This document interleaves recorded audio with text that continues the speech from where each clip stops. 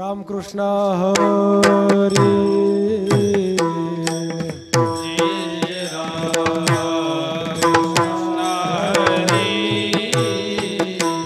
जय जय राम कृष्ण हरी जय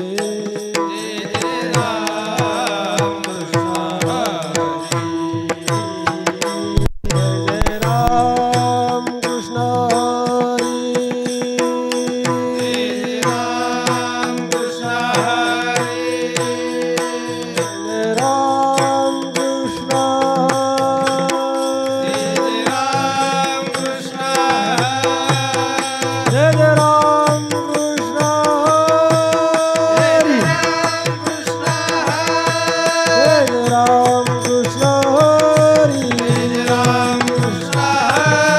जय राम कृष्ण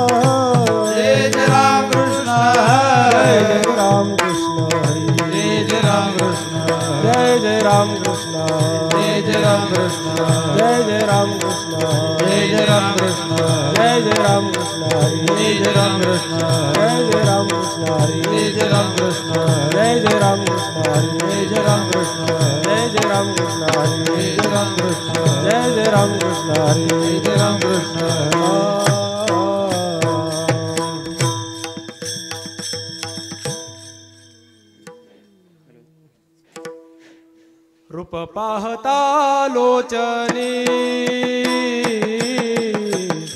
रूप पाहता लोचनी रूप पाहता लोचनी रूप पाहता लोचनी रूप पाहता लोचनी रूप पाहता लोचनी रूप पाहता लोचनी रूप पाहता लोचनी सुख झाले वो साजने सुख झाले वो साजनी तो हा विठ्ठल भरवा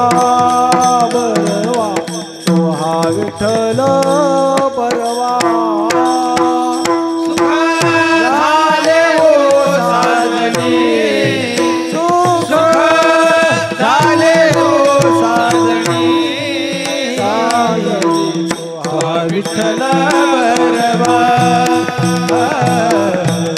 हा विठ्ठल परवा माधव परवा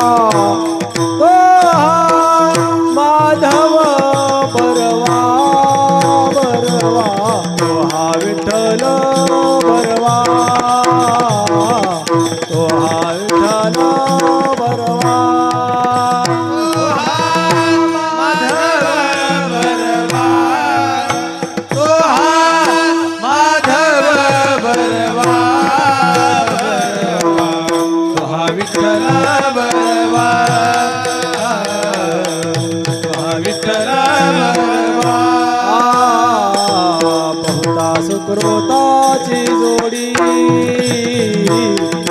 बहुता सुकृताची जोडी बहुता सुकृताची जोडी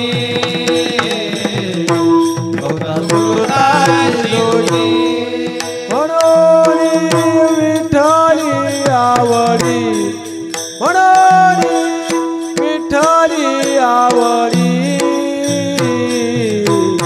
हा विठ्ठल परवा परवा तो हा विठ्ठल परवा म्हणून विठ्ठली आवडी म्हणून विठ्ठली आवडी तो हा विठ्ठल परवा तो हा विठ्ठल परवा परवा तो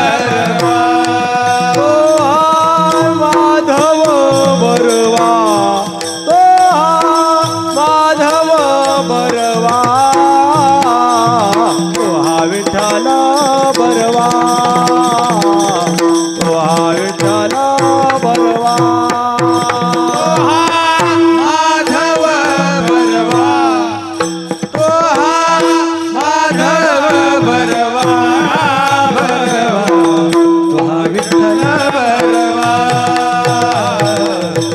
तुहा विठ्ठल बरवा जय राम कृष्ण जय राम कृष्ण जय राम कृष्ण जय राम कृष्ण जय राम कृष्ण जय राम कृष्ण जय राम कृष्ण जय राम कृष्ण जय राम कृष्ण हरि जय राम कृष्ण जय राम कृष्ण हरि जय राम कृष्ण हरि जय राम कृष्ण हरि राम कृष्ण हरि जय राम कृष्ण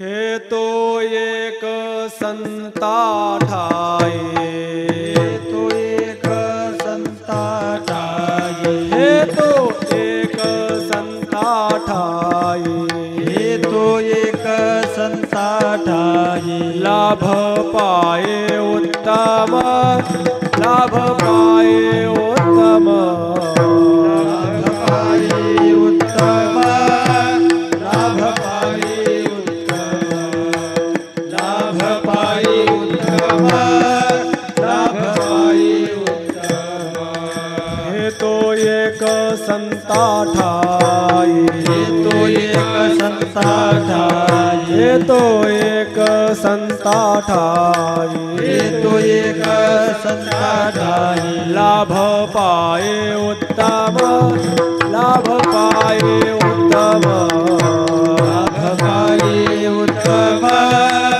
लाभ पाई उत्तम लाभ पाई उत्तम लाभ पाई उत्तम म्हणाविता त्यांचे दास म्हणविता त्यांचे दास म्हणाविता त्यांचे दास म्हणविता त्यांचे दास पुढे आस उरेना पुढे आस उरेना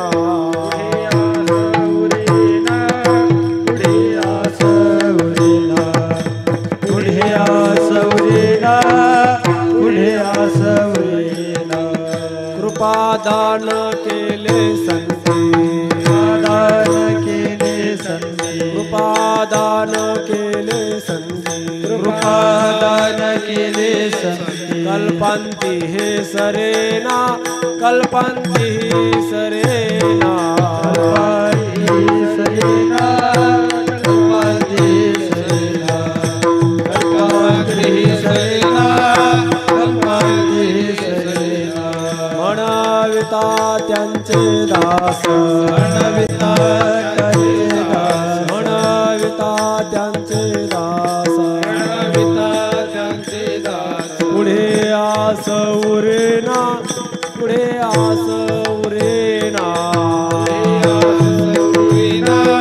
पुढे आस उरेना पुढे आस उरेना पुढे आस उरेना तुका म्हणे संत सेवा म्हणे संत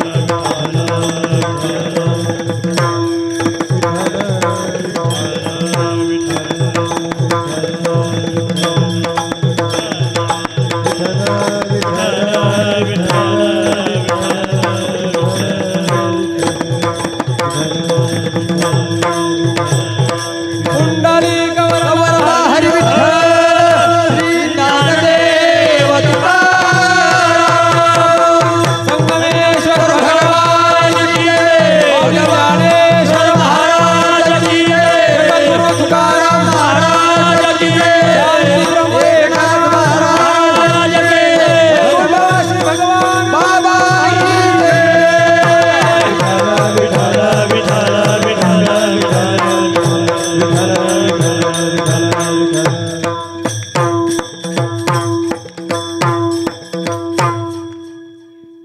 हे तो एक संता ठाये लाभ पाये उत्तम म्हणावेता त्यांचे दास पुढे आस उरेना कृपादान केले संती कल्पांती हे सरेना म्हणावेता त्यांचे दास पुढे आस उरेना तुका म्हणे संत सेवा हेची देवा उत्तम म्हणविता त्यांचे दास पुढे आस उरेना सच्चिदानंद रूपाय विश्वोत्पत्त्यादि हेतवे तापत्रय विनाशाय श्रीकृष्णाय वयं नुमः पांडुरंगा करो प्रथम नमन पांडुरंगा करो प्रथम नमन पांडुरंगा करो प्रथम नमन पांडुरंगा करो प्रथम नमन दुसरे चरणा संतांच्या दुसरे चरणा संताचे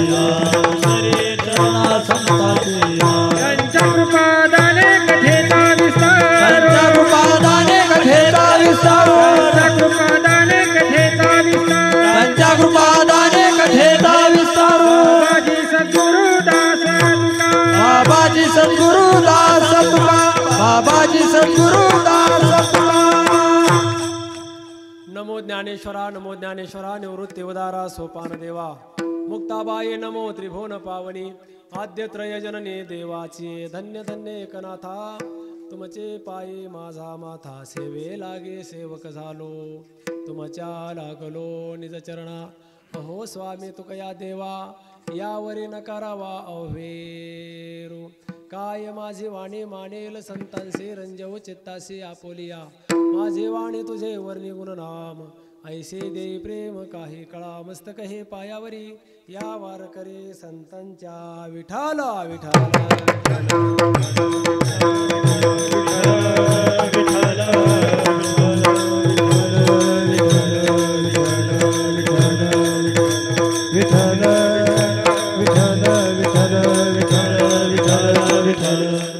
हे तो एक संता ठाई लाभ पाये उत्तम म्हणविता त्यांचे दास पुढे आस उरेना सृष्टीच्या कणाकणामध्ये विराजमान भगवान श्री पंढरीनाथ परमात्मा भगवत स्वरूप संत वृंद तथा आत्मस्वरूप कीर्तन प्रेमी भाविक सज्जन माता भगिनी तुम्हा सर्वांच्या सेवेसाठी निवडलेला अभंग महान भगवत भक्त जगदवंदनीय जगद्गुरू संत श्रेष्ठ श्री तुकाराम महाराज यांचा एक अत्यंत महत्त्वपूर्ण असा अभंग असून महाराजांच्या अभंग गाथेमध्ये संतपर या प्रकरणातील हा अभंग आहे.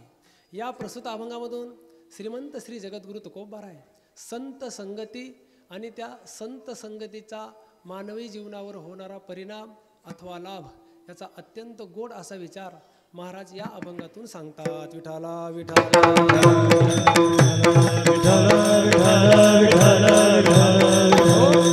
या प्रस्तुत अभंगावर बोलण्यापूर्वी परिहार देणं अत्यंत गरजेचं आहे. तसं वास्तविक पाहता जर विचार केला तर या पवित्र अशा या भूमीमध्ये उपस्थित असणाऱ्या प्रत्येक व्यक्तीला ज्ञात आहे, श्रुत आहे की हा भक्ती महोत्सव कशाच्या निमित्ताने आहे. या ज्ञान यज्ञ सोहळ्याचं औचित्य हेतू निमित्त प्रत्येकाला श्रुत आहे. पण तरीसुद्धा या ठिकाणी उभा राहिल्यानंतर एक वक्त्याचं कर्तव्य म्हणून परिहार देणं अत्यंत गरजेचं आहे. अखिल कोट ब्रह्मांड नायक श्री पंढरीनाथ परमात्म्याच्या कृपेने त्याचप्रमाणे या संस्थांची अधिष्ठात्री देवता श्री संगमेश्वर भगवंताच्या कृपा आशीर्वादाने तथा या परिसराची सर्वांची अत्यंत श्रद्धेची संत देवता वैकुंठवासी प्रातस्मरणीय ब्रह्मलीन श्री भगवान बाबांच्या कृपा आशीर्वादाने आणि आपल्या या परिसरातील सर्वांचेच गुरुवर्य सर्वांचे परमार्थ मार्गदर्शक पूजनीय श्री गुरु वेदांताचार्य पुरुषोत्तम बाबांच्या कुशल अशा नेतृत्वाने शुभ हस्ते मार्गदर्शनाने आणि या संगमेश्वर संस्थांवरील असणारी सर्व ही भजनाची साधना करणारी ज्येष्ठ श्रेष्ठ भजनी मंडळी सर्वांच्या अत्यंत मोलाच्या योगदानाने आणि संगमेश्वर संस्थान अंतर्गत असणारे सर्व भाविक सज्जन माता भगिनी सर्वांच्या अत्यंत प्रेमाने भक्तीने श्रद्धेने सुरू असलेला हा महाशिवरात्रीच्या पर्व काळामधील हा भक्ती महोत्सव आणि या भक्ती महोत्सवामधील आजची ही कीर्तनाची सेवा पूज्य श्री बाबांच्या आज्ञेनुसार आणि दत्ता महाराजांच्या आज्ञेनुसार ही माझ्या वाटेला आलेली आहे. विठाला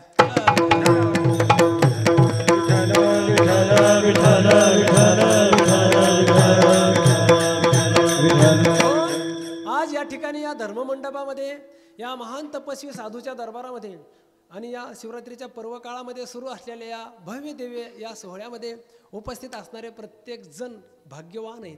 का तर त्याचं कारण आहे त्यांनी या दरबारामध्ये या भक्तीच्या पर्व काळामध्ये केलेली साधना ही त्यांना ही तात्काळ फल देणारी साधना आहे. काय असतं पर्व काळामध्ये केलेल्या साधनेचंही फल भेटतं. तीर्थाच्या सहवासात जाऊन केलेल्या साधनेचंही फळ असतं. पण साधूच्या सहवासातलं साधनेचं फळ वेगळे.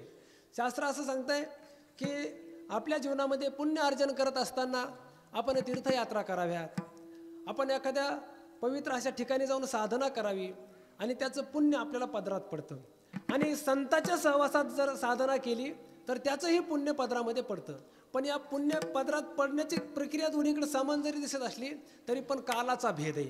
कारण शास्त्र असं सांगतंय की तीर्थाचं स्नान करून तीर्थयात्रा करून आपल्याला प्राप्त होणारं जे पुण्य असतं ना ते पुण्य तात्काळ फळ देत नाही. त्या पुण्याला एक काल सांगितलेला आहे. प्रदीर्घ कालानंतर त्या पुण्याचा उदय होत असतो. परंतु साधू संतांच्या सहवासामध्ये जर आपण काही साधना केली तर सद्य साधू समागमहा तीर्थम फलती कालेन सद्य साधू समागमहा. विठाला विठाला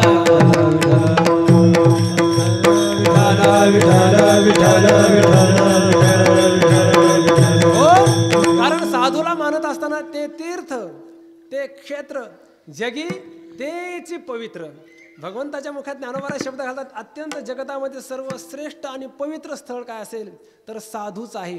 म्हणून तीर्थाचं फलाचं पुण्य आहे आणि साधूच्या सहवासात आपण केलेल्या साधनेचं पुण्य आहे. पण सध्या साधू समागम हा म्हणजे साधू संतांच्या या मेळ्यामध्ये येऊन आपण जर भजनाची कीर्तनाची सेवा करून काही साधना केली तर त्याचं आपल्याला पुण्य भेटतं. म्हणून बरेचसे काही मंडळी आहेत या सप्ताहामध्ये खूप सेवा करतात. खूप हा सप्ताह म्हणजे एक आपल्या जीवनातील निष्काम कर्माचं साधन म्हणजे हा सप्ताह आहे. निष्काम कर्म केल्याने अंतःकरणाची शुद्धी होत असते ना. मग ते निष्काम कर्म जर कोणतं असेल तर ही वारकरी संप्रदायाची ही सेवा आहे. या ठिकाणी बरेचसे असे भाविक भक्त आहेत की ते 7 दिवस निष्काम सेवा करतात. आता किती ज्येष्ठ श्रेष्ठ मंडळी आज कीर्तनामध्ये उपस्थित आहेत. त्यामध्ये वारकरी संप्रदायामध्ये ज्यांचं अग्रगण्य नाव घेतलं जातं. मृदंगाच्या क्षेत्रामध्ये गोड असं व्यक्तिमत्व आणि मृदंगाच्या या परंपरेमध्ये अत्यंत समन्वय महर्षी म्हणून ज्यांचा उल्लेख केला जातो असे महाराष्ट्रातील 1 नंबरचे मृदंग वादक ज्येष्ठ श्रेष्ठ पूज्य श्री आबा आज कीर्तनामध्ये उपस्थित आहेत. आणि एवढे मोठे महान व्यक्तिमत्व या सप्ताहात आश्चर्याची गोष्ट आहे. कारण त्यांच्या अंतःकरणाला इथं काहीतरी गोष्टी भावतात म्हणून असे गोड आणि दिग्गज व्यक्तिमत्व या उत्सवात 7 दिवस उपस्थित राहतात. विठाला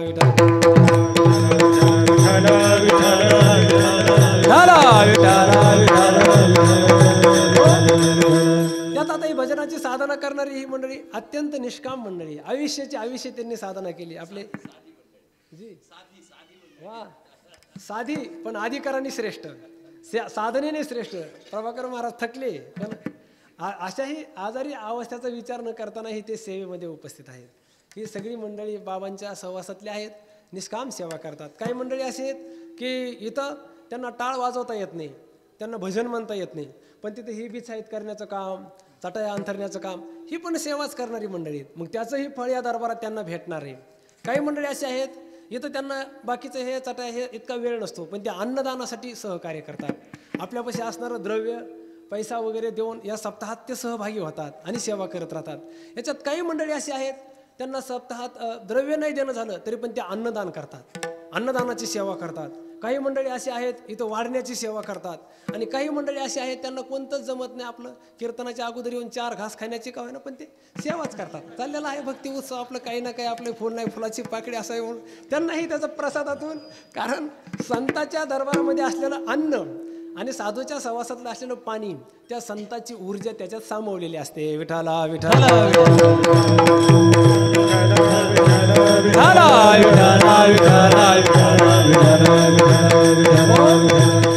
अशा महान साधूच्या दरबारामध्ये सेवा भेटण्यालाही पुण्य असावं लागतं. ज्या अर्थी आमच्यासारख्या नगण्य छोट्याशा साधकाला या पवित्र अशा भूमीमध्ये कुठंतरी काहीतरी 4 शब्द बोलण्याची सेवा भेटते, हे आमचं सद्भाग्य आहे. कुठंतरी आमच्याकडून न कळत झालेली काहीतरी साधना असावी म्हणून तर हे आम्हाला सेवा घडत आहे. विठाला विठाला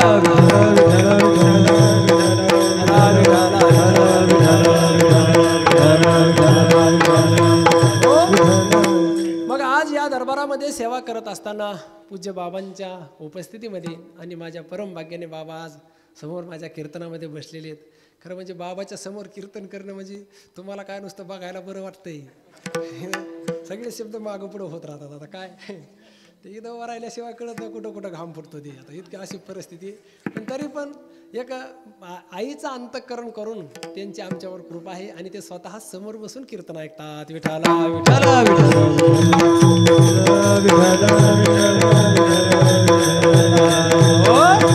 बघा, अभंग कोणता घ्यावा, साधूचा दरबार आहे म्हणून संत प्रकरणातील या अभंगावर आपण काही बोलण्याचा प्रयत्न करणार आहोत. गोड असा संतांच्या प्रकरणाचा जे तुकोबारांनी विस्तार केलेला आहे, संतांच्या संबंधाने जे काही अभंग लिहिले ते त्या प्रकरणातील हा अभंग आहे. या अभंगात आपण आपाततावरून जर नजर टाकली तर संत संगतीचा मानवी जीवनावर होणारा लाभ, त्या संतांच्या संगतीमध्ये आपण जर दुसऱ्या चरणापासून पुढे जर पाहत राहिलो तर त्याच्यामुळे आपल्या या मानवी जीवनामध्ये घडणारे परिणाम याचा या प्रामुख्याने या अभंगामध्ये आपल्याला विषय दिसून येतो. संतांच्या सहवासात गेल्यानंतर मानवी जीवनामध्ये काहीतरी बदल होत राहतो, मानवी जीवनामध्ये काहीतरी परिणाम होत राहतो, त्याचा विचार या अभंगात आलेला आहे. विठाला विठाला मानवी जीवनाचा जर विचार केला तर मानवी जीवन हे परिवर्तनीय जीवन आहे. ते जसं आहे तसं राहत नाही, त्याच्यामध्ये काही ना काही बदल होत राहतात. त्या बदलाच्या बाबतीत जर आपण विचार केला तर 2 प्रकारचे बदल असतात. एक अंतरंग बदल आहे, एक बहिरंग बदल आहे. हे 2 प्रकारचे बदल आहेत. विचार करून पहा, मानवी शरीराच्या दृष्टीने जर आपण चिंतन केलं तर आपल्या बालवयापासून वृद्ध अवस्थेपर्यंतचे बदल दिसून येतात. आपण लहानपणी जसे होतो तसे वृद्ध अवस्थेपर्यंत राहत नाही, हा बहिरंग बदल आहे. आणि अंतरंग बदल विचार करत असताना मानवी जीवनामध्ये आपल्या अंतःकरणामध्ये निर्माण होणारे जे विचार आहेत ते विचारही बालवयात जे राहतात ते वृद्ध अवस्थेपर्यंतचे विचार राहत नाहीत, ते विचारही बदलत जातात. विठाला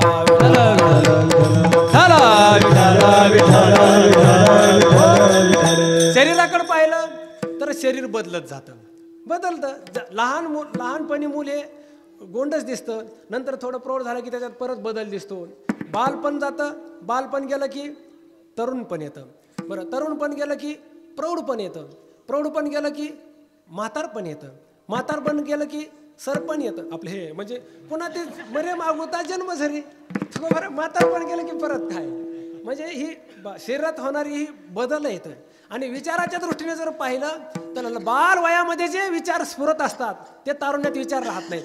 तारुण्यातले विचार हे प्रौढ अवस्थेमध्ये नसतात आणि प्रौढ अवस्थेतले विचार हे म्हातारपणामध्ये नसतात, विचार बदलत राहतात.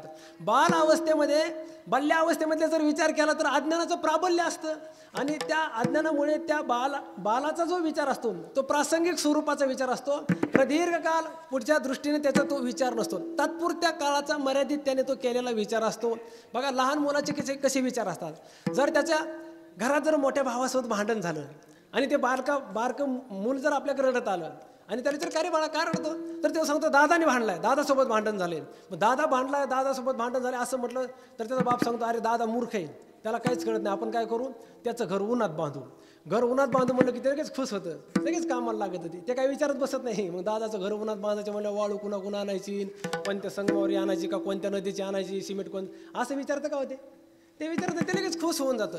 म्हणजे त्याचं बालवयामध्ये त्याने केलेला जो विचार असतो त्या विचाराला वैचारिक असं काही अधिष्ठान नसतं. तो फक्त तात्पुरता विचार करत राहतो महाराज बघा.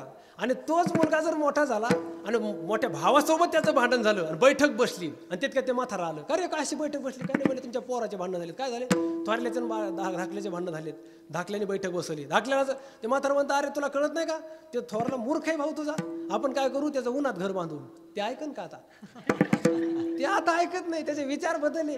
म्हणजे लहानपणातले विचार वेगळे असतात. छोट्या बालकाला कधी बाहुली समोर टाकली की ते त्याच्यातच मग्न राहतं, त्या बाहुलीवरच त्याचा जीव असतो, बाहुलीविषयी त्याच्या अंतःकरणात प्रेम असतं. बघा ते तुम्हाला घरातले अनुभव असतील ना, छोटा मुलगा त्या घरातल्या बाहुलीकडे जर कोणी पाहिलं तर पाहून सुद्धा येत नाही, दारातून येणाऱ्या जाणाऱ्याला सांगते हा बघा ही बाहुली माझी, बाहुलीच म्हणते त्याला, बाहुलीकडे कोणी बघायचं नाही, पुढं व्हायचं समोर, इकडं बाहुलीकडे तुम्ही नका असं ते धमकी देतं मोठमोठ्या माणसाला, बाहुलीकडे पाहायचं नाही, समोर जायचं, समोर पुढं पुढं पुढं, हिला कोणी हात लावायचा नाही, याच्याकडे पाहायचं नाही, डोळे वाचून बघायचं नाही. आता बालवयामध्ये आणि पुन्हा मोठं झाल्यानंतर त्याचे मोठं झाल्यानंतर विचार बदलतात, पण बाहुलीविषयीचे जे प्रेमाचे संस्कार असतात ना ते संस्कार मात्र जागेच राहतात. म्हणजे मोठं झाल्यानंतर मोठी बाहुली त्याला जिवंत बाहुली भेटते आणि मग ते संस्कार सांगायचे, अजिबात बोलायचं नाही, आईला सांगतं वडिला, ते आता विनोदाने म्हणलो पण त्याचे विचार बदलत राहतात. विठाला विठाला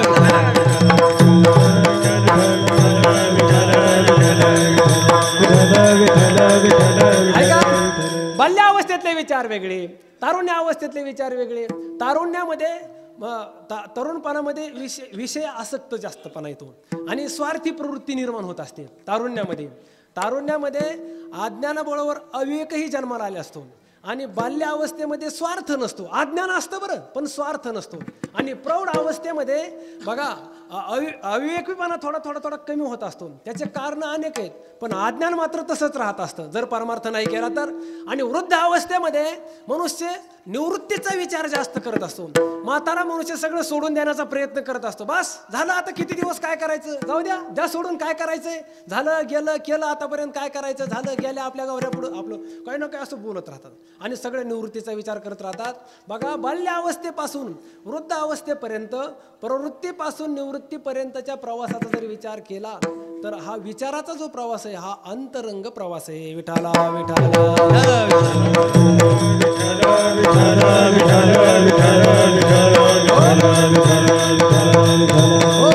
आता हे अंतरंग बदल आणि बहिरंग बदल या दोन बदलाचं जर आपण आणखी परत चिंतन केलं तर यातील काही बदल हे अपरिहार्यतेने घडत राहतात तर काही बदल हे प्रयत्नाने सिद्धीला जात असतात. बघा बहिरंग बदलाचा जर विचार केला तर अपरिहार्यतेने ते घडणारे बदल आहेत. माणसाचं वय वाढलं शरीरात बदल होत जातो, त्याच्या शरीराच्या ठिकाणी झालेला जो बदल आहे तो बहिरंग बदल आहे. ज्ञानोबा सांगतात ज्याचं वय वाढलेलं आहे आणि वाढत्या वयाबरोबर त्याचे विचार जर वाढत नसतील तर तो फक्त वयानेच वाढलाय असा त्याचा अर्थ होतो. जयाचे आयुष्य धाकुटे होय, बळ प्रज्ञा जिरोनी जाय, तयाचे नमस्कारी ती पाय वडील म्हणून. ज्ञानोबा सांगतात त्याच्या पायाला नमस्कार करतात, त्याचा आदर करतात, कारण आयुष्य धाकुटे होय म्हणजे आयुष्य कमी राहिलेलं आहे आणि त्या कमी राहिलेल्या आयुष्यामध्ये बळ जिरोनी जाय, त्याचा आता इंद्रिय शिथिल झालेले आहेत, बळ कमी झालेलं आहे, पण प्रज्ञा जिरोनी जाय म्हणजे त्याच्या ठिकाणी विचार क्षमता वाढलेली नाही असा अर्थ होतो. खऱ्या अर्थाने माणसाचं आयुष्य वाढलं आणि वाढत्या आयुष्याबरोबर जर विचार वाढत नसतील, विचारामध्ये जर परिवर्तन होत नसतील तर समजून चालायचं की तो बाळच आहे. तुकोबारा सांगतात वयाच्या प्रबोधे विचार जानाही, वयाच्या प्रबोधे विचार जानाही, वयाच्या प्रबोधे विचार जानाही, वयाच्या प्रबोधे विचार जानाही, समान तो देही बाळकाच्या, समान तो देही बाळकाच्या, समान तो देही बाळकाच्या, समान तो देही बाळकाच्या, वयाच्या प्रबोधे विचार जानाही, वयाच्या प्रबोधे विचार जानाही, वयाच्या प्रबोधे विचार जानाही, समान तो देही बाळकाच्या, समान तो देही बाळकाच्या,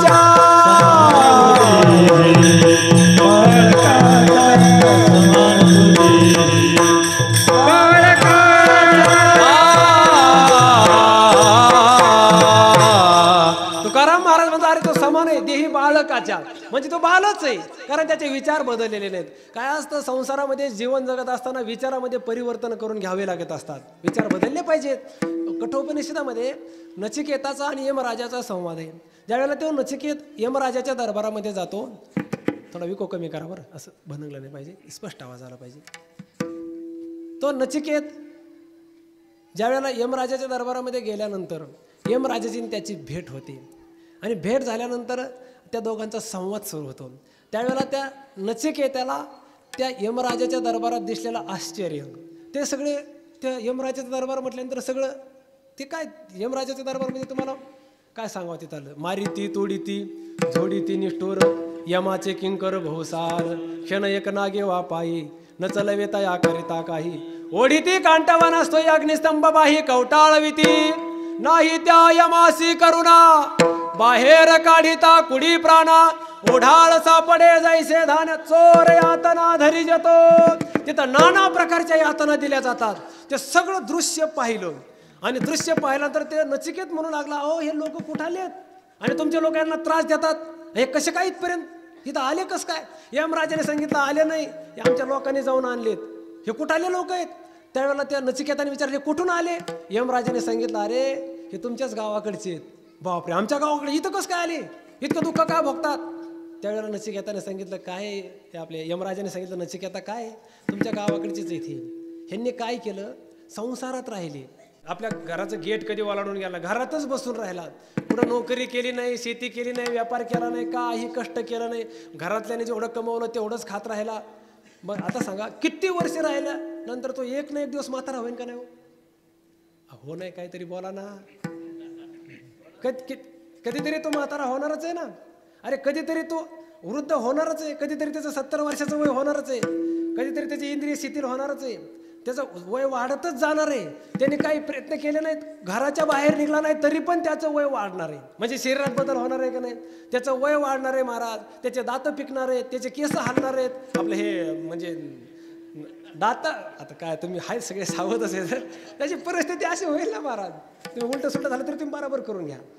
अशी परिस्थिती, ते केस पिकतच असतात, दात पांढरे हलत असतात. ह्या सगळ्या ज्या गोष्टी आहेत ना, हे त्याच्या शरीरात घडणारे बदल हे कायम घडत राहत असतात महाराज.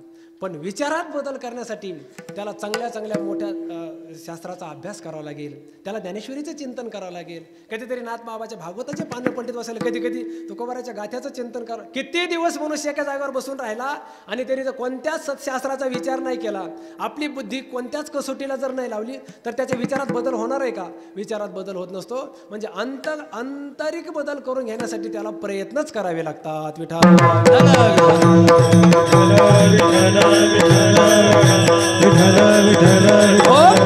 तुकोबारा सांगतात जर तो प्रयत्नाने जर आपला विचार करून घेत नसेल, ऐका, तर विचार नाही नर, तुकोबाराचं प्रमाण आहे का, आहे की नाही. विचार नाही नर खरं तो कैसा वाहे पाठी भार ज्ञान लगड जैसा.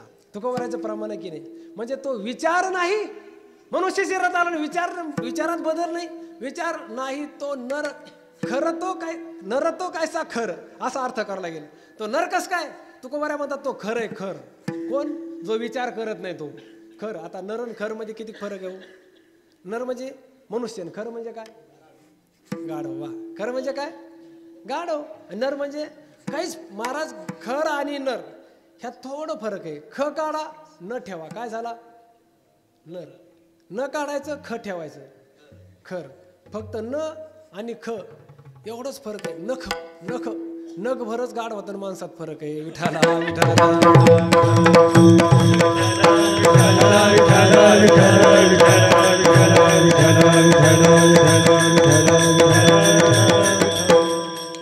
तुकोबारा सांगतात त्याचं मनुष्यपण हे व्यर्थ आहे. वाया मनुष्यपण वारवा हे तो वृषभ.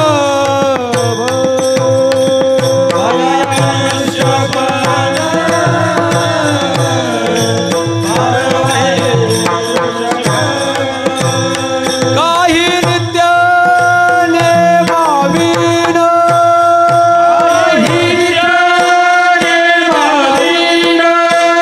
अन्न खाय तो स्वान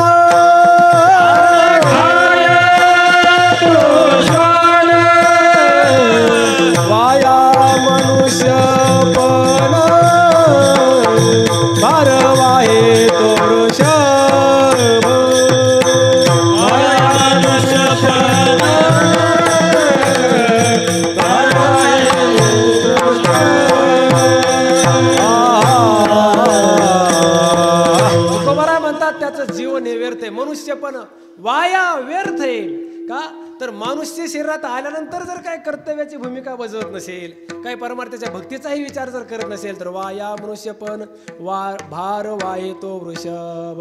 महाराज शास्त्रकार असं सांगते, खाणं पिणं विषयाचं सेवन करणं हे माणसाला सोबत नाही.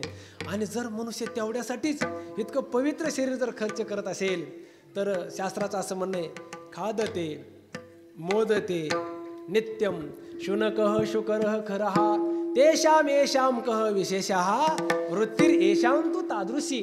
म्हणजे येषाम वृत्ती तू तादृशी, म्हणजे जर माणसाची वृत्ती खाणं पिणं विषयाचं सेवन करणं एवढ्या पुरतीच जर विचार करत असेल, तर तेषाम येषाम कह विशेषः. तेषाम म्हणजे पशुनाम, येषाम ना मनुष्यानाम, कह विशेषा. फरक काय राहिला त्याच्यात? याच्यात काही फरक राहिला नाही. एक परती आमचे तुकोबाराय सांगतात, या माणसापेक्षा ते बरे.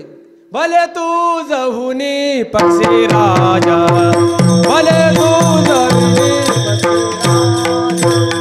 भले तू जहुनी पक्षी राजा, भले तू जहुनी पक्षी राजा.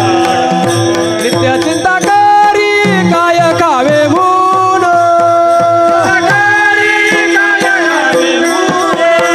चिंता करी काय खावे म्हणून.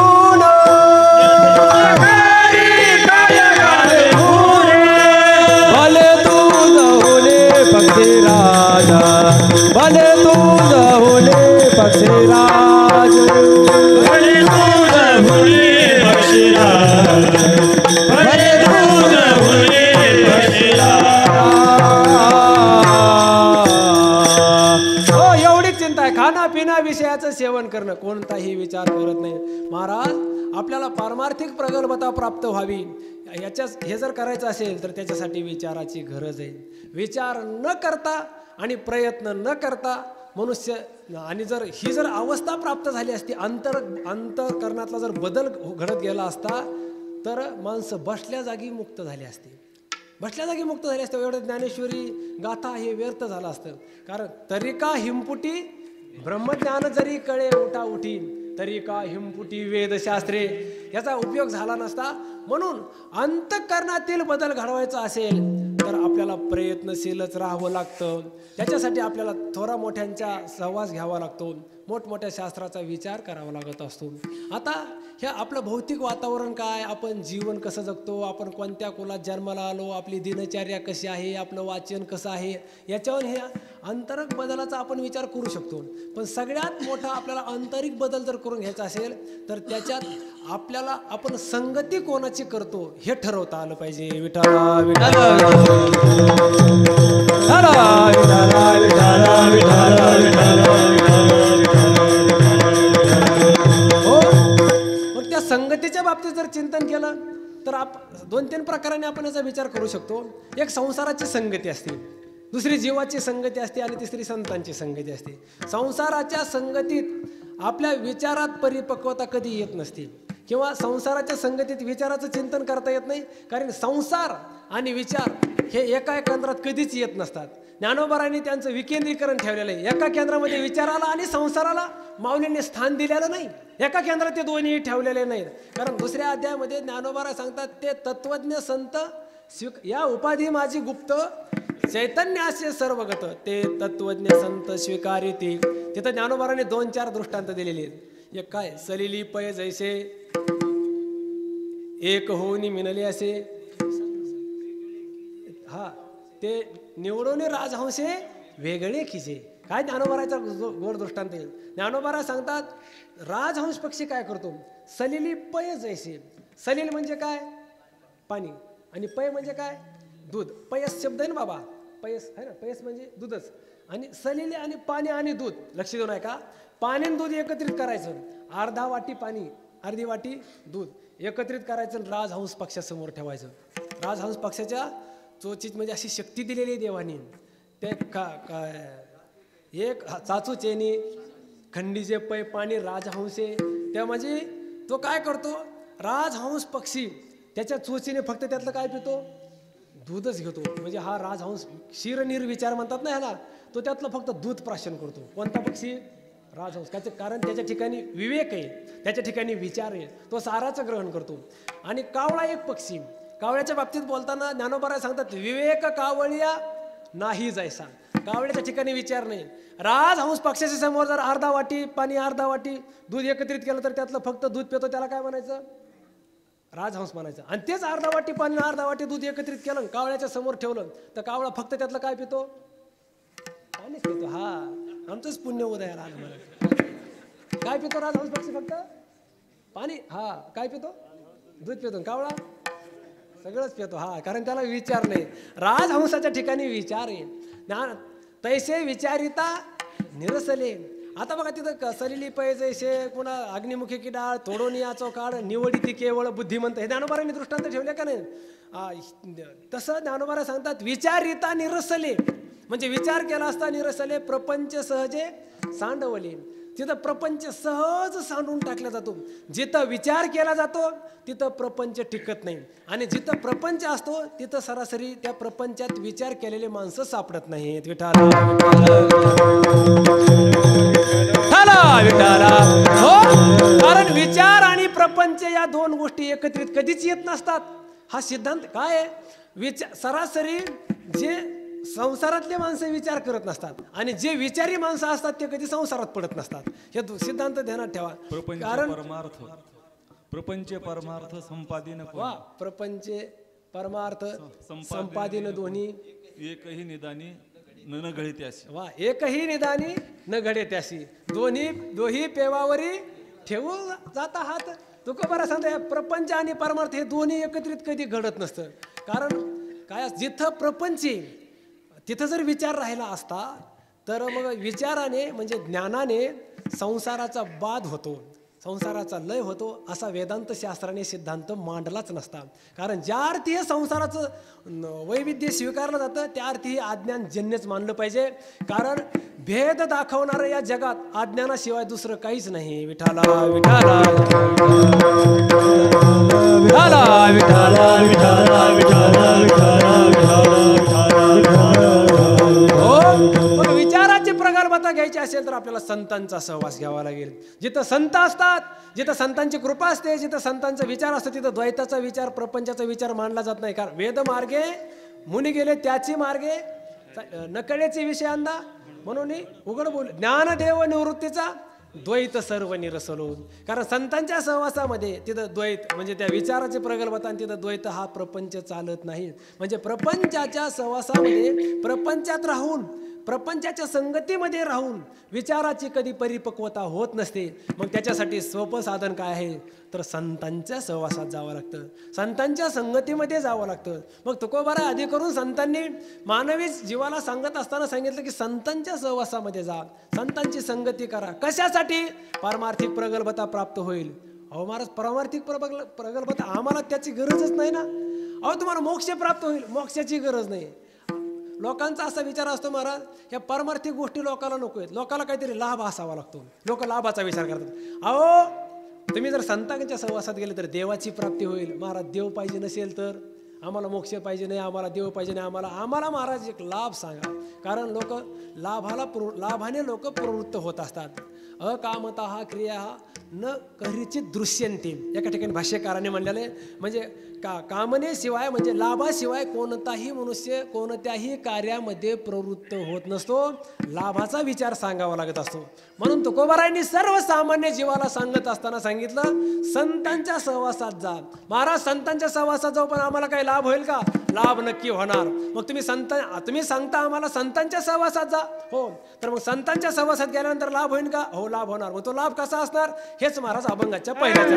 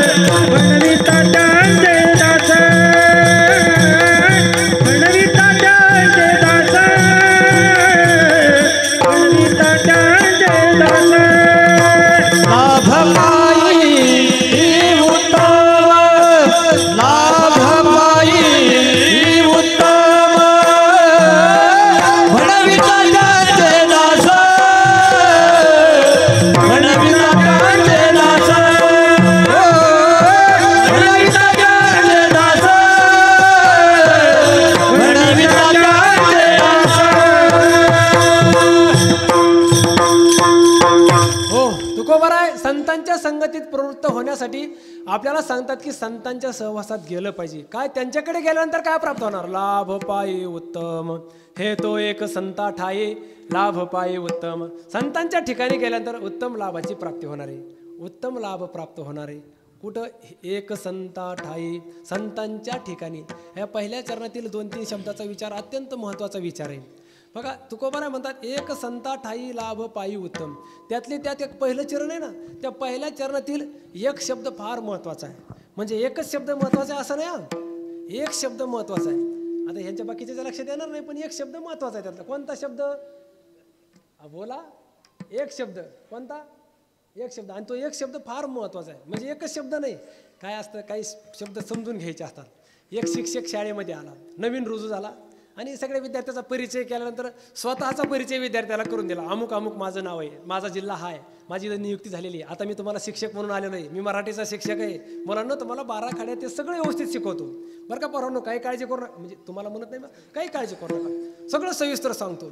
मग ते मुलं म्हणले ठीक आहे सर, इतका आनंद वाटला त्यांना, सगळा परिचय झाला. पण त्या शिक्षकाने सांगितलं मुलांना एक प्रॉब्लेम आहे. काय प्रॉब्लेम आहे? काय? त्या शिक्षकाला त म्हणता येत नव्हतं. त त तलवारीचं त आहे ना, त्याला त म्हणता येत नव्हतं. त्या तच्या जागेवर ते ट म्हणायचा. ट ट कशाचं? टरबुजाचं ट. त्याने पोराला सांगितलं, हे बघा पोरो, आता त्याला आवर त्या तच्या जागेवर तो काय म्हणायचा? ट. त्या स्वभाव होता. ते म्हणलं पोरो माझा प्रॉब्लेम एवढा आहे, मला टलवारीचं ट म्हणता येत नाही. मग ज्या वेळेला मग जिथं टलवारीचं ट येईन का, मी तर टरबुजाचं ट म्हणतो.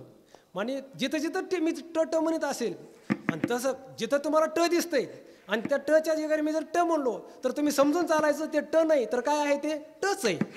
आता हे तुमच्या लक्षात आहे ना, जिथं जिथं ट म्हणीन तिथं तिथं ते ट नाही, काय ते ट आहे, ट.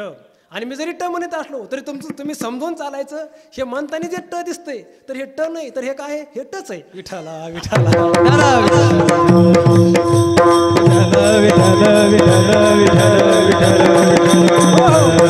जाऊ द्या बाबा, ह्यांच्या काय टरबुजाचं टन तलवारीचं ट बी लक्षात नाही आलं. तसं काय नाही. पहिल्या चरणात एक शब्द आहे का नाही, हे तो एक, हा एक शब्द म्हणजे ह्या सगळ्यात चरणातला एक शब्द म्हणजे हा एक शब्द महत्त्वाचा आहे. या एक शब्दाचा जर आपण विचार केला तर एक शब्दाला धरून आपण 2 अर्थ करू शकतो. एक शब्द म्हणजे हे तो एक संता ठाई.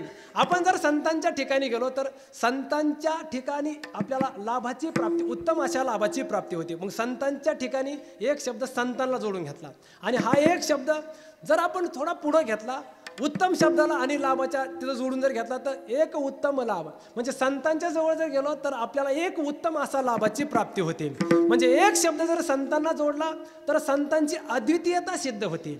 आणि एक शब्द जर लाभाला जोडून घ्या, उत्तम शब्दाला जोडून जर लाभाकडे लावला तर त्या लाभाची अलौकिकता सिद्ध होते. विठाला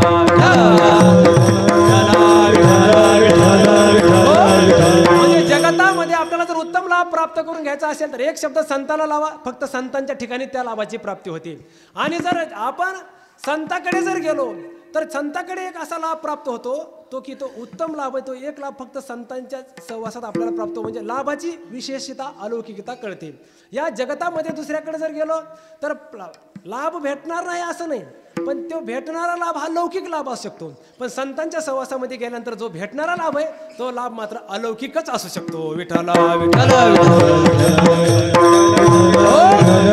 बाकीच्यांचा अभाव सिद्ध करण्यासाठी एक शब्द संतांना जोडून लावायचा आणि लाभाचा विशेषता सांगण्या, संताकडे प्राप्त होणाऱ्या लाभाची तो लाभ जगात कोणाकडे मिळणार नाही किंवा तो लाभ संतापाशीच असतो, तो लाभ विशेष सांगण्यासाठी एक शब्द त्या उत्तम शब्दाला जोडून लाभाकडे लावायचा, एवढा त्यातला फरक आहे. म्हणजे संतांची विशेषता काय आहे, बाकीच्याकडे होणारे लाभ आणि संतांकडे प्राप्त होणारा लाभ याच्यात फरक आहे. महाराज परमात्मा लाभ देत नाही का? परमात्मा हे लाभ देतो.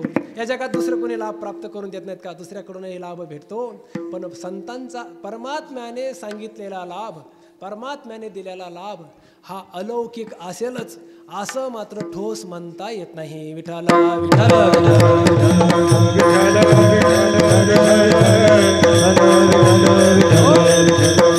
कारण भागवतामध्ये दशम स्कंदामध्ये 60व्या अध्यायात भगवंताचा आणि रुक्मिणीचा एक संवाद आहे.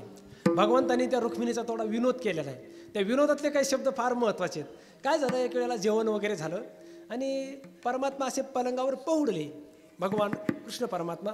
आणि रुक्मिणी आईसाहेबा पंख्याने वारा घालते, त्याला मोर पंख पीस लावलेले आहेत, रत्न जडीत असणारा तो पंख आहे, अशी वारा घालते. आणि तिने ते पाहिलं परमात्म्याकडे आणि परमात्म्याने रुक्मिणीकडे पाहिलं. दोघांची नजर झालेली.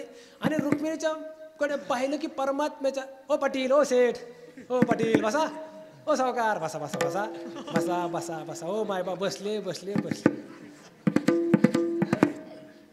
आबा त्यांना, ओ सेठ, ओ पाटील, हे बघा इकडे एक गेले.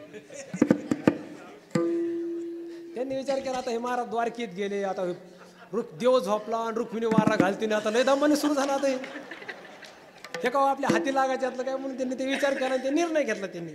आता काय गुवाहाटीला गेले काय कुठे गेले काय आपल्याला काय घेणं देणं नाही. बहुतेक माघारी येतील अशी अपेक्षा आहे, कारण आमच्या कीर्तनातून गेलेलं सरासरी येत नाही कोणी माघारी. मग ते बिचारे गपचिप गेले. एका ठिकाणी मी बारक्या पोराला कीर्तनात बस म्हणलो, आबा बरं का, ते बसलं नाही महाराज, उभाच राहिलं.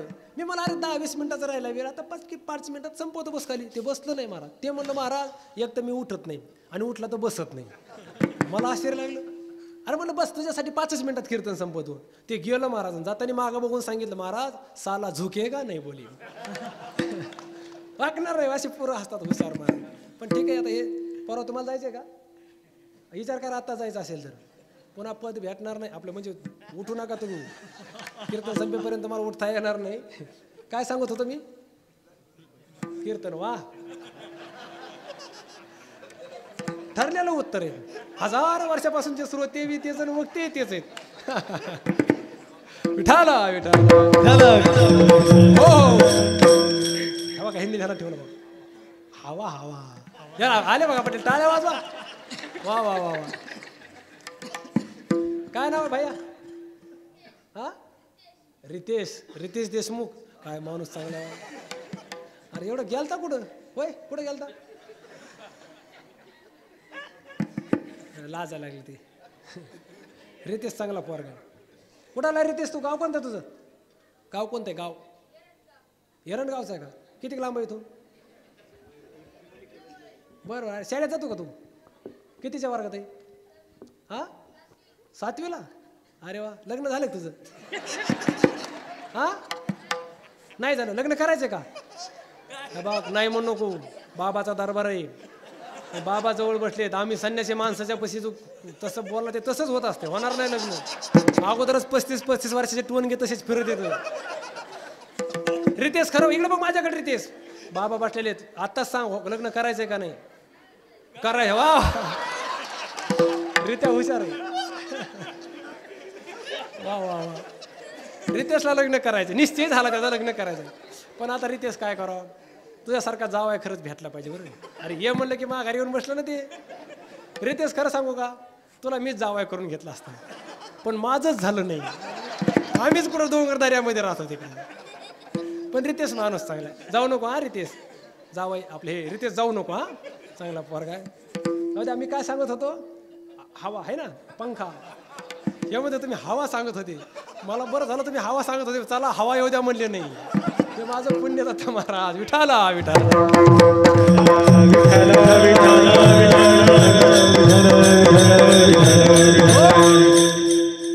रुक्मिणी आई साहेब परमात्म्याला हवा मारते. आणि काय झालं, तिच्या भगवंताने तिच्या चेहऱ्याकडे पाहिलं की भगवंताच्या लक्षात आलं की हिला अभिमान निर्माण झालाय. कारण आता काय असतं महाराज, बायकोच्या चेहऱ्याकडे पाहिल्यानंतर बायकोच्या मनात अभिमान निर्माण झालाय का नाही हे जर नवऱ्याला कळत नसेल तर तो सख्खा नवराच नाही असं म्हणायचं काय अर्थ. कळलं पाहिजे महाराज बायकोच्या मनात काय चाललंय ते. परमात्म्याच्या लक्षात आलं, भगवंताने पाहिल्याबरोबर भगवंताच्या लक्षात आलं हिच्या मनात काहीतरी अभिमान निर्माण. काय अभिमान होता, तिने तो मोठा सिंह, ते मोठा ते सगळं पलंग, सगळं ऐश्वर आणि ऐश्वर्यामध्ये पोहलेले ते ब्रह्मांड नायक परमात्मा, तिच्या मनात अभिमान निर्माण झाला. काय अभिमान, एवढा अनंत कोट ब्रह्मांड नायक म्हणतात याला, एवढा ऐश्वर्य संपन्न असणारा, आणि काय फक्त माझं एक पत्र गेलं, सुदेव बामणासोबत पत्र पाठवलं, तेवढ्या पत्रावर पळत आलं मला न्यायला, म्हणजे माझं बी काहीतरी विशेष असलं पाहिजे. ते रुक्मिणी आई साहेबाला असं वाटलं. रुक्मिणीला असं दासान काय भगवंताने एक स्वभाव होईल, भक्ताच्या अंतःकरणात अभिमान निर्माण झाला की परमात्म्याला तो नष्ट करायचं पडलेलंच असतं. परमात्मा सोडत नाही ना, अभिमान नष्ट करतो. कारण दासांत सौभगमदम वीक्ष्यमानंच केशवाहा प्रशवाय प्रसादाय तत्रैवांतर धीयत. ह्याच्यातलं प्रमाण काय ह्याच्या रासलीलेमधलं भागवतातला श्लोक आहे हा. म्हणजे गोपिकांच्या सौभगमधम म्हणजे आम्ही फार भाग्यशाली आहोत असा अंतःकरणामध्ये निर्माण झालेला अभिमान, मग प्रशमाय तो अभिमान शमन म्हणजे नष्ट करण्यासाठी, आणि प्रसादाय त्यांना प्रसाद प्राप्त करून देण्यासाठी तत्र एव अंतर्धीयत म्हणजे परमात्मा अंतर्धाम झाले रास क्रीडेमध्ये. पण परमात्म्याला तिथं अंतर्धाम बी पावता येणार, कारण बायको आहे तिथून आता कुठं लपून बसणार. म्हणून भगवंताने विचार केला रुक्मिणीचा अभिमान नष्ट करायचा. रुक्मिणीच्या चेहऱ्याकडे पाहता पाहता परमात्मा म्हणू लागले, रुक्मिणी फार दिवस झालं तुझ्यासोबत एक गोष्ट मला बोलायची, फार दिवस झालं मी विचार केला होता, खूप लग्नाच्या अगोदरपासून माझ्या मनात विचार होता तुझ्यासोबत एक गोष्ट बोलायची. मी खूप विचार पण करत होतो, बऱ्याच वेळेला ठरवलं होतं तुझ्यासोबत बोलायचं, पण तसा वेळ आला नाही.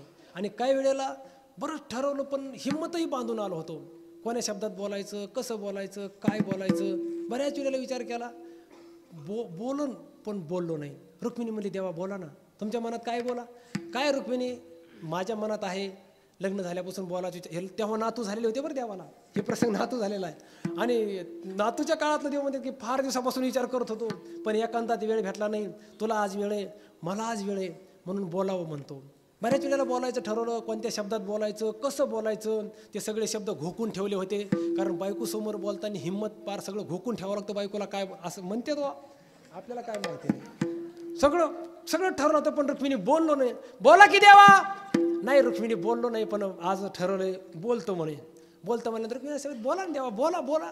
काय रुक्मिणी तुला ते शब्द कसे वाटतील, काय वाटतील, पण माझ्या मनात आहे ते मी आता फार दिवस ठेवण्यापेक्षा बोलूनच दाखवतो. रुक्मिणी म्हणली बोला. देवानी प्रस्तावनाची एवढी लांब सुरू केली महाराज.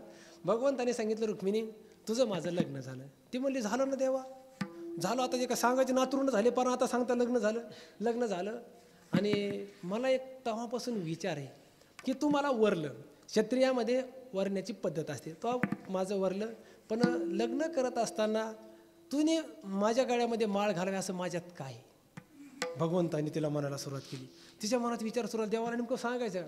भगवंताने सांगितलं रुक्मिणी ऐक, शास्त्र काय सांगतंय, समोरेव समम कुलम आणि द्वयरेव समम युत्तम तयो हो विवाह मैत्रीच्या नोत्तमाधमयो हो क्वचित, आहे का नाही. म्हणजे ज्याचं समान कुल असावं लागतं, त्यांची संपत्तीही समान असावी लागते. ज्यांचं कुल, ज्यांची संपत्ती समान असते त्यांचंच लग्न आणि त्यांचाच विवाह होत असतो. म्हणजे हा श्लोक जुन्या काळातला आहे. आता म्हणजे जर प्रेम प्रकारात लग्न असेल तर तिथं हा श्लोक लावता येत नाही. म्हणजे समान असावं लागतं ना. रुक्मिणी तसा जर विचार केला तर मी गवळ्याच्या कुळातला, आम्ही गवळी लोक, दूध विकणारे, दुधाचा व्यवसाय करणाऱ्या कुळातला, आणि तू राजाची मुलगी, तो मला कसं काय पसंत केलं, हा माझ्या मनातला विचार आहे. बरं, संपत्तीचा जर विचार केला तर तू राजकन्या, राजाची कन्या तुमच्या घरात काय साधा आहे, आणि मी गवळ्याचं पोरग. अगं त्या रुक्मिणी त्या गवळणीने मला एक ग्लास भर ताकासाठी नाचून घेतल्याने माझं नाचायला लावलं, मला ताकासाठी नाचलेला पोरग मी, आणि माझ्या गळ्यात तू माळ घातली, तो मला पसंत केलं. बरं जाऊ दे म्हणे रुक्मिणी. सौंदर्याचा जरी विचार केला तर मी काय ठाईचा चिकाळा अनादि बहु काळा, आणि तुझा जर विचार केला तर मी तो गोरीचा पेकळी, तुझ्या दर्शनी होईल काय. देवा पहिला रुक्मिणी सौंदर्याने तू सुंदर, बरं दिसायला मी सौंदर्याने सुंदर नाही, तुझं कुळ राजाच्या कुळातली तू, आम्ही गवळ्याच्या कुळातली, राजाच्या ऐश्वर्यात राहणारी तू, आम्ही गवळ्याचा दुधाचा व्यवसाय करण्याच्या कुळातलं, काही समान नाही. असं असताना तो मला पसंत केलं, माझ्यासोबत लग्न लावलं. बरं जाऊ दे, ह्याचा विचार जर बाजूला केला, मी देव आहे, तू देवी, तू तुझ्या भक्ताला काय देते, मी माझ्या भक्ताला काय देतो, याचा जरी विचार केला तर माझ्या भक्ताला काय देतो मी. देवाची ते खून आला ज्याच्या घरा, त्याच्या पडे चिरा संसाराशी. आणि तुमच्या देवी काय करते महाराज, भक्ताला ऐश्वर्य देते, संपत्ती देते. लक्ष्मी असेल, रुक्मिणी असेल, तुम्ही त्या भक्ताला संपत्ती देता. एवढं सगळं हे तुमच्यात तर माझ्यात कोणतंच साम्य नाही, भगवंतानी सांगायला सुरुवात केली. मग असंही असताना त्या काळामध्ये तो माझ्यासोबत लग्न केलं. मी तेव्हापासून विचार करतोय रुक्मिणी, मला एक म्हणायचे, काय होतं त्या काळाला तू लहान होती, लहान वयामध्ये तुला ते विचार सुचले नसावेत. माझ्या रंगाचा विचार केला नाही, कुळाचा विचार केला नाही, संपत्तीचा विचार केला नाही, बालबुद्धी होती, त्यावेळी तो माझ्यासोबत लग्न केलं. आता माझं एक म्हणणं रुक्मिणी, त्यावेळेला तुझ्या ते लक्षात आलं नाही.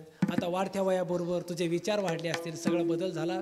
मग तुला जर मनात असा कधी विचार येत असेल तर तुला जर दुसऱ्यासोबत लग्न करायचं असेल तर माझी हरकत नाही. नातू झाल्यावर सांगायला लागले देव. रुक्मिणीला धक्काच बसला ना. रुक्मिणी आईसाहेबाच्या लक्षात आलं, बापरे देव माझा त्याग करतो म्हणे. आता देव त्याग करतो म्हटल्यानंतर तिला ते विचार जाणवले आणि ती चक्कर येऊन खाली पडली. रुक्मिणी चक्कर येऊन खाली पडल्याबरोबर भगवंताला धक्काच बसला ना. पटकीने उठले की रुक्मिणी रुक्मिणी रुक्मिणी पाणी शिंपडतात, हात चोळतात, पंख्याने वारा घालतात. पण रुक्मिणी शुद्ध हरवलेली, बेशुद्ध अवस्थेमध्ये झाली. मग वारा घालून घालून घालून रुक्मिणी थोडी शुद्धीवर आली. शुद्धीवर आल्यानंतर परमात्म्याने सांगितलं, अगं रुक्मिणी, मी काय खरंच बोललो का? मी एक चेष्टा केली म्हणे तुझ्यासोबत. असं इतकं तुला मनावर घेण्यासारखं झालं काय? चेष्टा केली? रुक्मिणी आई साहेबांनी सांगितलं, देवा तुम्ही चेष्टा केली, एक मला शब्द द्या, तुम्ही माझा त्याग करणार नाहीत का? परमात्म्याने सांगितलं, नाही रुक्मिणी, तुझा मी त्याग करणार नाही. देवा तुम्ही त्याग करणार नाहीत असं म्हणता, पण तुम्ही माझा त्याग करण्याच्याच भूमिकेतले तुमचे शब्द आहेत. भगवंताने सांगितलं, अगं रुक्मिणी, नाही, मी तुझा त्याग करत नाही. देवा वचन द्या. वचन दिलं, त्याग कर. देवा आई बापाची शपथ घेऊन सांगा, मी तुझा त्याग करणार नाही. भगवंताने सांगितलं, वसुदेव देवकीची शपथ घेऊन सांगतो, रुक्मिणी तुझा त्याग करणार नाही. रुक्मिणीने सांगितलं, देवा तुम्ही बदलतान. रुक्मिणी वसुदेव देवकीची शपथ घेता आणि पुन्हा माझा जर त्याग केला, विचारलं तर तुम्ही म्हणता वसुदेव देवकी म्हणजे आम्हाला जन्म दिलेले मायबाप, माझे खरे आईबाप तर नंदराजे आणि यशोदा. मग असं होईल. मग भगवंताने सांगितलं नंद यशोदेची शपथ घेऊन सांगतो. तिने सांगितलं मग नंद यशोदेची शपथ घेता आणि तर पुन्हा म्हणतात की त्यांनी माझं पालन केलेलं आहे, खरे मायबाप तर तेच आहेत. मग त्यांनी काय करू म्हणे? रुक्मिणी आई साहेबांना सांगितलं, चौघाची ही शपथ घ्या. ते मग ते भगवंताने चतुरात शिरो म्हणे. त्यांनी सांगितलं, हे बघ रुक्मिणी, माझे जनक माता पिता वसुदेव देवकी आणि पालक माता पिता नंद यशोदा यांची शपथ घेऊन सांगतो की तुझा त्याग करणार नाही. आता ते प्रकरण मोठे. मग त्याग करणार नाही म्हटल्यानंतर मग तिने सांगितलं, देवा तुम्ही जे आपल्या दोघांमध्ये भेद पाहता आणि मी जे भेद सांगते त्याच्यात फरक आहे.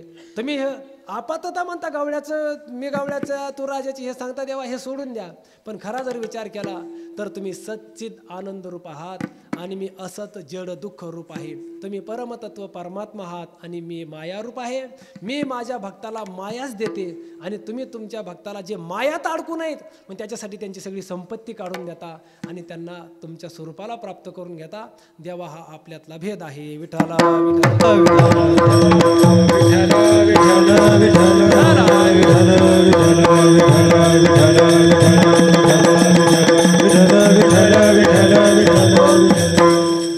तिथं आता मला एवढाच विषय सांगायचा आहे की रुक्मिणी आई साहेबांनी परमात्म्याला विचारलं, असं का केलं? तर तिथं परमात्म्याच्या मुखातलं एक वचन आहे. परमात्म्याने रुक्मिणीला सांगत असताना सांगितलं की हे रुक्मिणी, अयम ही परमो लाभः. संसाराच्या क्षेत्रामध्ये जीवन जगत असताना गृहेषु गृहीणाम यदी, म्हणजे त्यांच्या जीवनातला कोणता परम लाभ आहे? यन नियते निर्मय, म्हणजे तिथं भगवंताच्या मुखातले शब्द आहेत की याम हा, म्हणजे अल्प काळासाठी का होईना पती आपल्या पत्नीसोबत विनोद करू शकतो, चेष्टा करू शकतो. हा संसारातला अयम ही परमो लाभ हा. आता बघा, ही चेष्टा करण्याला परमात्म्याने लाभ मानलेला आहे. विठ्ठला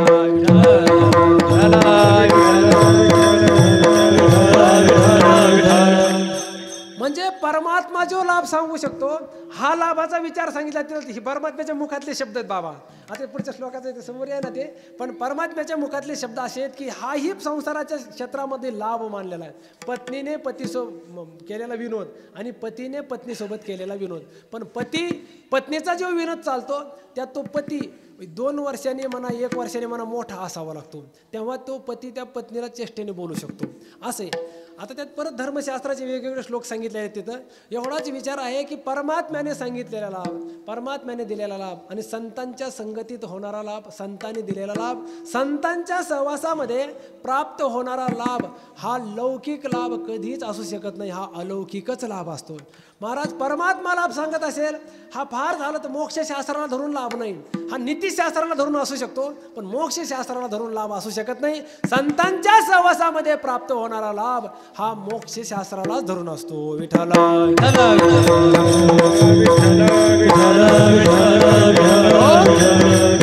म्हणून संतांची अलौकिकता सांगण्यासाठी, संतांची अद्वितीयता प्रतिपादन करण्यासाठी तुकोबारा सांगतात, हे तो एक संतात आहे, एक संतच असे आहेत त्यांच्या ठिकाणी हा लाभ प्राप्त होतो. एक शब्दाने काय होतं महाराज, माणसं सहज बोलताना, हे मराठवाड्यातले जर माणसं कुठं बाहेर गेले ना, ते म्हणतात एकच आमचा मराठवाडा असा आहे आणि त्यात आमचा एक बीड जिल्हा आणि आमच्या बीड जिल्ह्यात आमचं एक गाव असं आहे की तिथंच हे वातावरण आहे. इकडे मुंबईत पण वातावरण नाही. मुंबईत काय वातावरण, सगळी दाटी माणसाला बसायला जागा नाही, फिरायला जागा नाही महाराज, इतकी मुंबई. आमच्या तिकडे येऊन बघा, आमच्या गावाकडे काय खुल्लं वातावरण असते. तुम्हाला तुमच्या वातावरणात आमच्या वातावरणातलंही फरक आहे. तिकडे आपले लोक आपल्या गावाची विशेषता सांगतात. आमचं गाव म्हणजे आमचं, मुंबईत काय मिळणार आहे हो, आमच्या मराठवाड्यात चला आमच्या गावात एकच आमचं गाव असं आहे, तिथं हे वातावरण आहे. हे मुंबईत वातावरण नाही. मुंबईत कुत्र्याला फिरायला जागा नाही महाराज, कुत्र्याला आडवं शिपूट हलवता येत नाही, उभं शिपूट हलवं लागते. इतकी दाटी तिथं, इतकी दाटी माणसाला चालता येत नाही, इतकी अशी मुंबई. त्या मुंबईमध्ये काय आवाज, तुम्ही आमच्या गावात चला, अहो तुम्हाला जर हुरडा, आपले माणसं सांगतात बरं बाबा कधी कधी, तुम्हाला हुरडा जर खायचा असेल तर एक आमचं गाव, हा हा हा, हुरडा खायचा आहे ना तर मग आमच्या तिकडे चला, आमच्या गावात. आमच्या गावात तुम्ही महाराष्ट्रात जम्मू काश्मीरला गेले तरी हुरडा भेटणार नाही. हुरडा आमच्या गावातच फक्त. आमचंच एक गाव असेल की तिथं त्या काय त्या ज्वाऱ्या असतात महाराज, त्या ज्वारीमध्ये परत ते पाखरं उडवण्यासाठी ते बनवलं, त्याला काय म्हणते आपण, त्या काय मळा, ती हातात फिरायची काय ती गोफण, त्या मळ्याच्या शेजारी ती काय आकटी खांदवलेली, त्या आकटीमध्ये गवऱ्या टाकलेल्या, काय त्या गवऱ्यातून निघणारा थोडा थोडा धूर, काय ते भोवतालच्या ज्वाऱ्या, काय ती झाडी, काय ते हॉटेल. आपलं हे हॉटेलचं तिकडचंच आलं आपलं. हा हे म्हणले महाराज यांचं असं म्हणले, बोलता बोलता तुम्ही गुवाहाटीला घेऊन जाता. आता इतकं वातावरण लोक सांगते. आणि तो हुरडा खात असताना, हुरडा नुसता हुरडा नाही, आमच्या माता भगिनी तुम्हाला सांगतो, हुरडा खायचा जर आपली पार्टी असेल आपल्या शेतामध्ये, मग त्या हुरड्यासोबत दही असतंय वाटीमध्ये, ती दही पण असं घट असतंय, जितकं पळी घातली तितकंच खारका निघतो त्याचा. ते मलईचं दही, पुन्हा त्याच्यावर वेगवेगळ्या प्रकारच्या चटण्या असतात महाराज. कारळाची चटणी वेगळी, तिळाची चटणी वेगळी, खोबऱ्याची चटणी वेगळी, गांज्याची चटणी वेगळी. आपल्या गांज्याची चटणी करत नाही, काही भागात करतात ते सगळ्या. ठीक आहे, तुम्ही एवढं मनावर घाला का बरं का. तर सगळं वातावरण असतं. आणि पुन्हा हुरडा खात असताना आमची काडे माणसं हुरडा स्वतः करतात ते आकटीमध्ये. पुन्हा त्या कंसाला थोडी थोडी राख ते थोडी आकटी ते थोडा हार पडून द्यावं लागतं, नंतर कंस घालावं लागतात. बरोबर आहे ना. मग ते कंस फिरीत राहावं लागतं. पुन्हा ते फिरणारा वेगळा असतो, पुन्हा ते कंस आणि तार राहतो ते वेगळा असतो, गवऱ्या टाकणारा वेगळा असतो, पुन्हा चोळून देणारा वेगळा असतो, पुन्हा ते चोळून देणारे फुकून देतात, त्याची फार चेष्टा असते. आणि त्यातले त्यात ते चोळून फुकून देणारा असला ना, त्याच्या तोंडात तंबाखू असावर मग त्यांनी फुकून द्या, त्याची टेस्ट काहीतरी वेगळीच असते. पुन्हा आपले लोक तिकडे सांगत येते. म्हणजे आपल्या गावाची विषय सांगत असताना काहीतरी करून ते एक असंच आहे, एक आमचं असं, एक असं, हा माणसाचा स्वभाव असतो. विठाला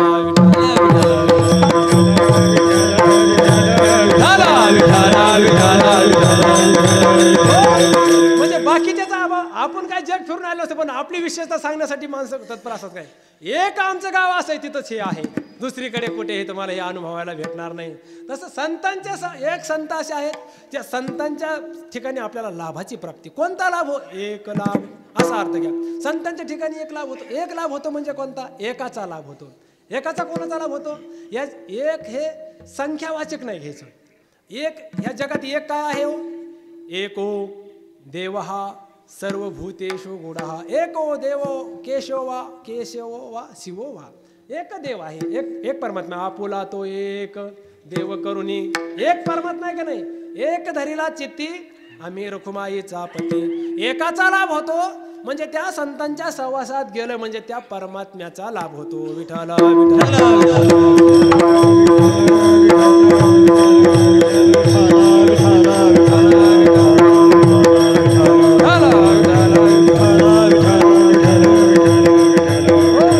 संतांच्या सहवासात गेलं तरच हा लाभ होणार आहे. संत दर्शने हा लाभ पद्मनाभ पद्मनाभ जोडला, पद्मनाभ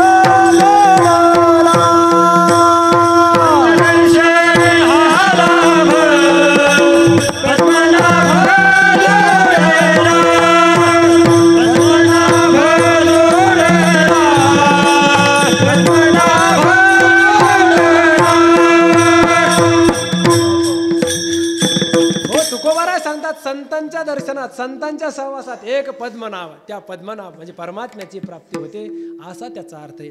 आणखी जर आपण संत वाङ्मयाच्या दृष्टीने लाभाच्या बाबतीत जर चिंतन केलं, परमात्म्याची प्राप्ती होणं हा एक लाभच आहे. पण त्याच्याही पेक्षा श्रेष्ठ लाभ आपलं काय संत वाङ्मयाच्या प्रमाणाच्या आधारे जर चिंतन केलं तर महालाभ वाचे वसे पांडुरंग.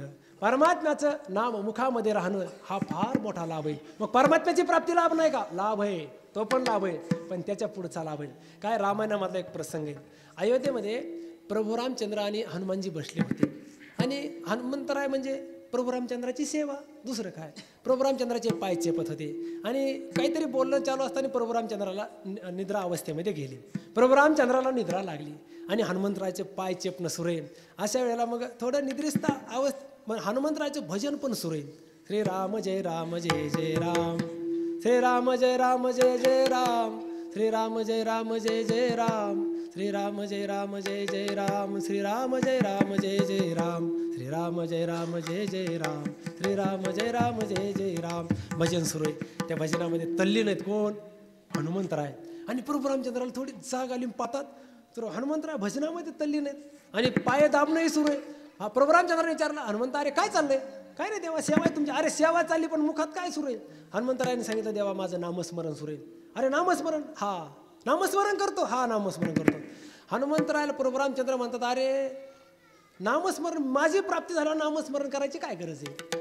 नामस्मरण हे माझ्या प्राप्तीसाठी, आणि एकदा माझी प्राप्ती झाली तर माझ्या सहवासात नामस्मरण करतो. म्हणजे काय माझ्यापेक्षा नामस्मरण विशेष आहे का? हनुमंतरायने सांगितलं, देवा मला नामस्मरण करण्यामध्ये रोखू नका तुम्ही, नाम हे श्रेष्ठ आहे, मी नामस्मरण करणार. प्रभू रामचंद्र म्हणतात, हनुमंता तू मी नसला तरी चालतो, हा तुम्ही नसला तरी चालेल, पण मी नाम सोडणार नाही. मी तुम्हाला सोडीन पण नाम सोडू शकत नाही. अरे हनुमंता तू शिरावीला स्नानाला जातो तेव्हा मी सोबत नसतो, देवा नाम सोबत असते. प्रभू रामचंद्र म्हणतात, मग माझ्यापेक्षा तू नामाला श्रेष्ठ मानतो का? हनुमंतरायने सांगितलं, हा देवा मानतो नाही, ते श्रेष्ठच आहे. असं कसं काय? प्रभू रामचंद्र म्हणतात, अरे माझी प्राप्ती झाली आणि माझ्या सहवासामध्ये तू माझं नामस्मरण करत बसला, एवढं काय विशेषता सांगायला नाव आहे? प्रभू रामचंद्राला हनुमंतरायने सांगितलं, देवा ऐका, हे राम तो अधिक तव नाम इति मे निश्चला मतिही. देवा तुझ्यापेक्षा तुझं नाम हे श्रेष्ठ आहे, तुझ्यापेक्षा तुझं नाम हे प्रबल आहे. अधिक तव नाम इति मे निश्चला मतिही. कस काय? प्रभू रामचंद्र म्हणतात, असं कसं काय बोलतो हनुमंता? हनुमंतरायाने सांगितलं, तो एका तारिता अयोध्या नामनाचे भुवनत्रयम, त्वया एका तारिता अयोध्या नामनाचे भुवनत्रयम. तुझं देवा तुझ्यातही शक्ती, तुझ्या नामातही शक्ती, पण नाम हे परमलाभदायक का? कारण त्वया एका तारिता अयोध्या, तुझ्या एकट्याच्या सहवासात ही अयोध्या तरुण जाणार आहे. पण नाम एक असं श्रेष्ठ आहे, नाम इतकं महान आहे, ते नामनाचे भुवनत्रयम. नामस्मरणे सगळ्या त्रैलोक्याचा उद्धार होऊ शकतो. आणि असं जे नाम आहे ना, ते नाम संतांच्या सहवासात गेल्यानंतर आपल्याकडून श्रवण घडतं, आपल्याकडून त्याचा उच्चारही होतो. म्हणून तुकोबारा म्हणतात, त्या संतांच्या जर सहवासात गेलो तर तेथे राम नाम होईल श्रवण, तेथे राम नाम होईल श्रवण, तेथे राम नाम होईल श्रवण, तेथे राम नाम होईल श्रवण, तेथे राम नाम होईल श्रवण, तेथे राम नाम होईल श्रवण. घडेल भोजन उशिष्टाचे,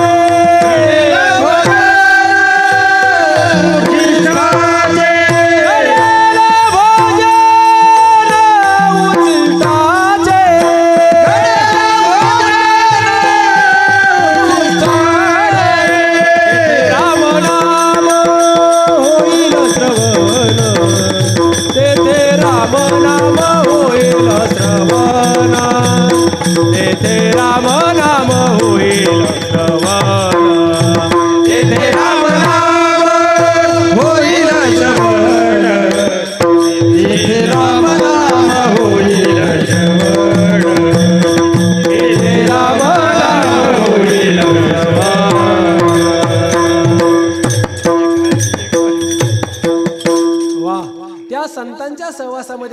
तिथं काय घडेल, तिथं राम नाम. अहो ह्या दरबारात आल्यानंतर तुमची इच्छा नसताना तुम्ही विठ्ठल विठ्ठल म्हणता की नाही? तसं तुम्ही म्हणत नाहीत, पण मुखामध्ये येतं की नाही, चुकून का होय ना विठ्ठल विठ्ठल मुखामध्ये. हे लाभ आहे, हा फार श्रेष्ठ लाभ आहे आणि तो फक्त संतांच्या सहवासात घडतो. म्हणून संतांच्या सहवासात आल्यानंतर परमात्मा प्राप्ती लाभ आहे. संतांच्या सहवासात आल्यानंतर महालाभ वाचे वसे पांडुरंग, त्या परमात्म्याचं मुखामध्ये नाम येणं हाही मोठा लाभ आहे. आणखी लाभाच्या संदर्भात आणखी काही बऱ्याचसा विचार आहे, पण एकदा प्रेमाने आपण विठोबा रखुमाई भजन करू. विठोबा रखुमाई, विठोबा रखुमाई,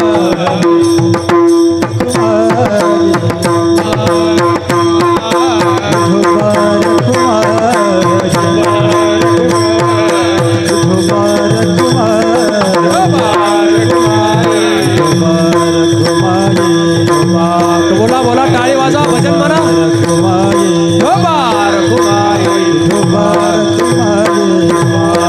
कुंडली कवरदा हरी विठ्ठल दारदेव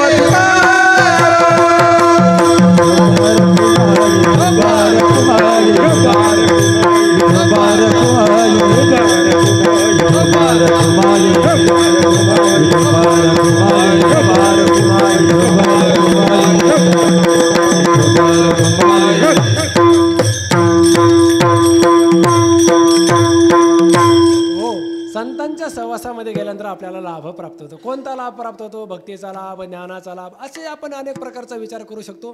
पण या अभंगाला धरून जर आपण विचार केला ना, तर या अभंगातील प्रत्येक चरणातील शेवटचा एक एक शब्द घ्यायचा, त्याच्यावरून आपण लाभाचा विचार करू शकतो. संतांच्या सहवासात हा एक लाभ आहे. ह्या अभंगाचं पहिलं चरण काय आहे? हे तो एक संता ठाई, लाभ पायी उत्तम, म्हणविता त्यांचे दास, पुढे आस उरेना. काय उत्तम उरेना. कृपादान केले संती, कल्पांतीही सरेना. तुका म्हणे संत सेवा, हेची देवा उत्तम. पहिल्यांदी एक उत्तम, शेवटी एक उत्तम. पहिल्यांदी हा येतो एक संता ठाई, लाभ पायी उत्तम, म्हणविता त्यांचे दास उरेना, म्हणजे उत्तम, उरेना, सरेना, उत्तम. म्हणजे संतांच्या सहवासामध्ये हा लाभाची या लाभाची प्राप्ती होते. माणसाच्या जीवनामध्ये काय उरावं, काय सरावं, माणसाच्या जीवनामध्ये जे उरावं, काय उत्तम उरावं आणि काय उत्तम सरावं, याचाही विचार रे विठाला. विठाला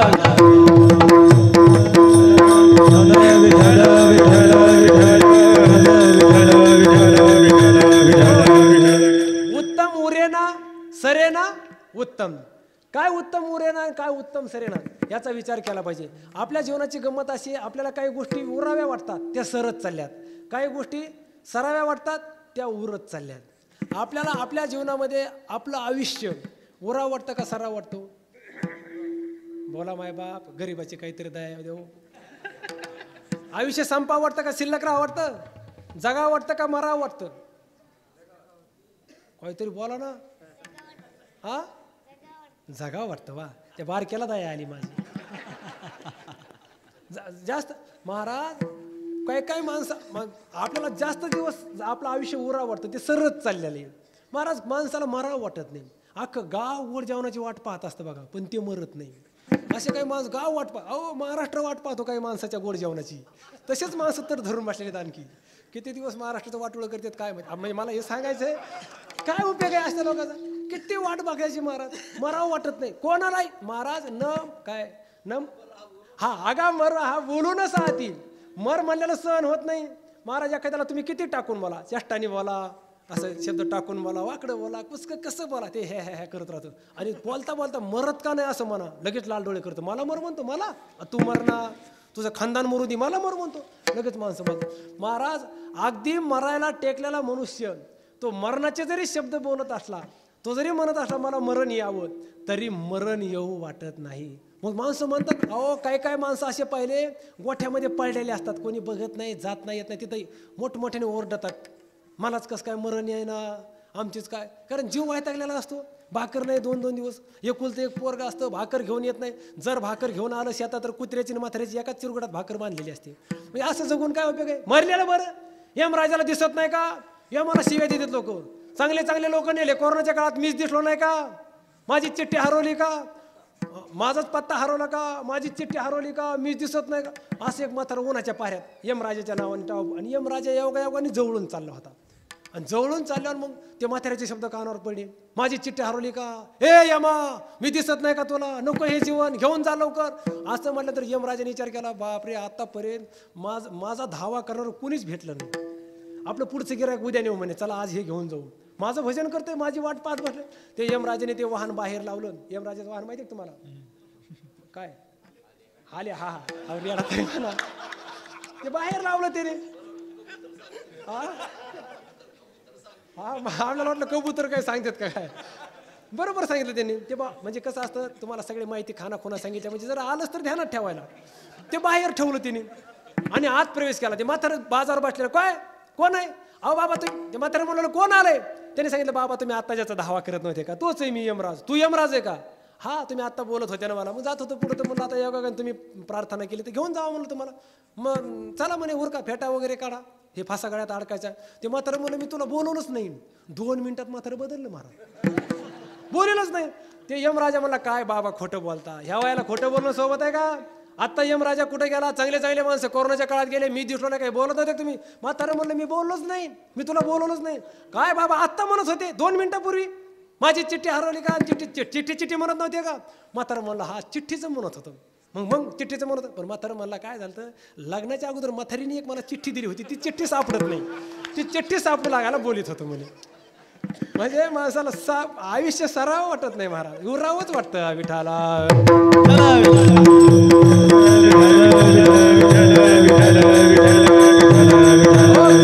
काय असतं, काही गोष्टी उरून उरतात, काही गोष्टी सरून उरतात, काही गोष्टी सरून उरतात आणि काही गोष्टी सरून सरतात. ह्याचं मी फारच चिंतन वेगळे. पण महाराज आपल्या जीवनातलं काय उत्तम उरावं आणि काय उत्तम सरावं ह्याचं जर चिंतन केलं ना, तर तुकोबारा म्हणतात, तुका म्हणे एका मरणेची सरे, उत्तमची उरे कीर्ती मागीन. कीर्ती उत्तम रीतीने उरावी आणि मरण उत्तम रीतीने सरावं. उत्तम रीतीने मरण सरणं म्हणजे काय, असं मरावं की परत जन्मालाच येऊ नये. आपण का मरतो, जन्माला येतो म्हणजे जन्म आहे म्हणून मरण आहे. मग आता जन्माची जन्मने वारी, मरणे मृत्यू मारी, आपण उरे. असं करावं की असं मरावं की परत जन्मच नाही आला पाहिजे, त्याला उत्तम मरण म्हणतात. मरण असं श्रेष्ठ आहे महाराज. 2च चांगले मरण आहेत बघा. एक माणसाने देवाचं नामस्मरण करत करत देवाच्या तल्लीनतेमध्ये मारावं, नाहीतर मग देशाचं संरक्षण करत मारावं. नाहीतर इतर मरण्याच्या गोष्टीला काय किंमत नाही. काय किंमत आहे मरण, काय माणसं मरतात महाराज, काय मरतात, काही नाही, तिकीट भेटलं नाही म्हणून फाशी, तिकीट नाही घेतलं म्हणून फाशी घेता मरता. बरं काय नाही, कर्ज बाजारी झालं म्हणून फाशी घेतात, काय औषध पिऊन मरतात, काय नाही, सासू माघारी उलटून बोलली म्हणून मरण. हे काय चांगलं मरण आहे का, हे मरण चांगलं नाही. बायको सकाळ शिव्या दिल्या म्हणून माणसं काय रानात जाऊन औषध पितात, ह्या मरणाला काय मरण म्हणतात का. ज्ञानराधा बँकेत पैसे अडकले म्हणून मरतात. तुम्ही अगोदर ज्ञानराधा बँकेत पैसे टाकून बसले, आता का टोन घ्या हो मारतात तुम्ही. त्या टायमाला दान धर्म केला नाही, आमच्यासारख्याला दिलं असतं तर पुण्य भेटलं असतं. आता औषध घेता, औषधाचे पैसे आमच्याकडून घेऊन जा. आता दान धर्म केला नाही ना, आता ज्ञान राहते, आता बारीक तोंड करून बसलेत. प्रत्येकाचा पैसा आहे, किती पैसे थोडे होते आपले, किती होते, 5 लाख तर होते. आता 5 लाख थोडेत का, पण म्हणते महाराज आमच्या चुलत्याचे 20 लाख अडकलेत, आमचे 5च अडकले. ह्याच्यातच समाधानी आहेत, ह्याच्यातच समाधानी आहेत. इतकं तुम्ही हे केलं महाराज. हे मरणाच्या चांगल्या गोष्टी नाहीत. मरणाचं काय विशेषता असली पाहिजे ना. लोकमान्य टिळकांच्या जीवनातला एक प्रसंग आहे. टिळक विदेशामध्ये गेले होते, लंडनला केस लढवण्यासाठी. आता त्याला भारत मातेला स्वातंत्र्य मिळवण्यासाठी ते विदेशामध्ये चालायचे. मग त्या विदेशामध्ये त्या गाड्याची शिस्त, ते रस्ते, आता इंग्रजांचा तो देश म्हणल्यानंतर त्या काळाच्या त्या गाड्या, म्हणजे चालताना त्यांच्या मनात एकच विचार असायचा लोकमान्य टिळकांच्या, काय भारत माता स्वतंत्र झाली पाहिजे. त्या विचारामध्ये ते तल्लीन असायचे. चालताना असे हातवारे करत चालायचे रस्त्याने, कोणा गाड्याकडे बघायचं नाही, काय नाही. मग त्यांच्या सहवासातले एक सी साहेब केळकर म्हणून असे होते. त्यांनी टिळकांना बाजूला घेतलं, म्हणले अहो वेळ लागलं की काय तुम्हाला, लोक वेड्यात काढतात ना. टिळक म्हणले काय झालं, अहो रस्त्याने चालताना तुम्ही हातवारे करीत चालताना, बोलत चालल्यासारखं बोलता, समोर पाहत नाही, अचानक गाड्या येतात, इकडची शिस्त नियम रस्ते तुम्हाला काय माहित नाही, लोक वेड्यात काढतील. बरं जाऊ त्या लोकांनी वेड्यात काढलात का, पण चालता चालता एखाद्या गाडीची धडक लागल ना, गाडी खाली जाताना पटकन मरून तुमचा प्राण जाईल ना. असं म्हटल्यानंतर सावरकरांनी सांगितलं, असं कोणाच्याही गाडी खाली जाऊन मारायला जन्माला आलो नाही, भारत मातेचं संरक्षण करण्यासाठी जन्माला आलोय म्हणे. ह्याला मरण म्हणतात. विठाला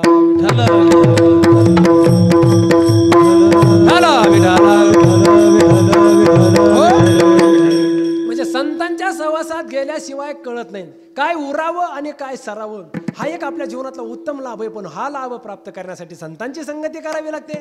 मग संतांच्या सहवासामध्ये जावं लागतं. मग संत हे तो एक संता ठाई लाभ पायी उत्तम. तुकोबा आहे संतांच्या सहवासामध्ये गेल्यानंतर तुम्ही आम्हाला उत्तम लाभ सांगता. पण महाराज आमचा एक मनात प्रश्न आहे. काय प्रश्न आहे? तुम्ही लाभाच्या संदर्भात आपण जर विचार केला तर काही दोष असतात महाराज. काही लाभाच्या ठिकाणी दुर्लभत्व असतं. आता त्यात परत वेगवेगळ्या प्रकारचं चिंतन करू शकतो ना आपण. तुम्ही जो आम्हाला लाभ सांगता, लाभाच्या ठिकाणी दुर्लभत्व, लाभप्राप्तीचं दुर्लभत्व, त्याच्या साधनाच्या ठिकाणी दुर्लभत्व येणार, लाभाच्या ठिकाणी नश्वरत्व येणार, वेगवेगळ्या प्रकारच्या दोषाचं चिंतन करू शकतो ना आपण. तुम्ही सांगता आम्हाला संतांच्याकडे गेल्यानंतर उत्तम लाभाची प्राप्ती होणार आहे. पण महाराज संतांच्या सहवास आणि संतांची संगती सोपी काय? बहु अवघड आहे संत भेटी. संत सहवास सोपा नाही, संतांची संगतीही सुलभ नाही महाराज. भाग्योदयेन बहुजन्म समार्जितेन सत्संगम एव लभते पुरुषो यदा वै आज्ञान हेतुकृत मोह मदांधकार नाश्यम विधाय. भगवान भाष्यकारांनी सांगितलं एका ठिकाणी, बहुजन्म समार्जितेन भाग्योदयेन सत्संगम एव लभते. म्हणजे संतांची संगती प्राप्त करण्यासाठी काय करावं लागतं? तिळे तिळे पुण्य साच्या पडे तरी हे बहुता जन्मी जोडे. नाम तुझे वाचेशी आतुडे आणि समागम घडे संतांचा. म्हणजे सगळ्यावर संतांची संगती काय सोपी सांगितलेली का? संतांची संगती सुलभ नाही. तर नाथ महाराजांनी संतांची संगती किती कठीण आहे याचा विचार सांगितला का नाही? त्याचे उत्तर तुकोबारांनी दिले. महाराज तुम्ही सांगता त्याचे उत्तर देत असताना संत संगतीसाठी हे करा हे करा म्हणजे संत संगती प्राप्त होईल. महाराज त्यातलं एक तरी उत्तर सुलभ आहे का? संतांची संगती अत्यंत कठीण आहे.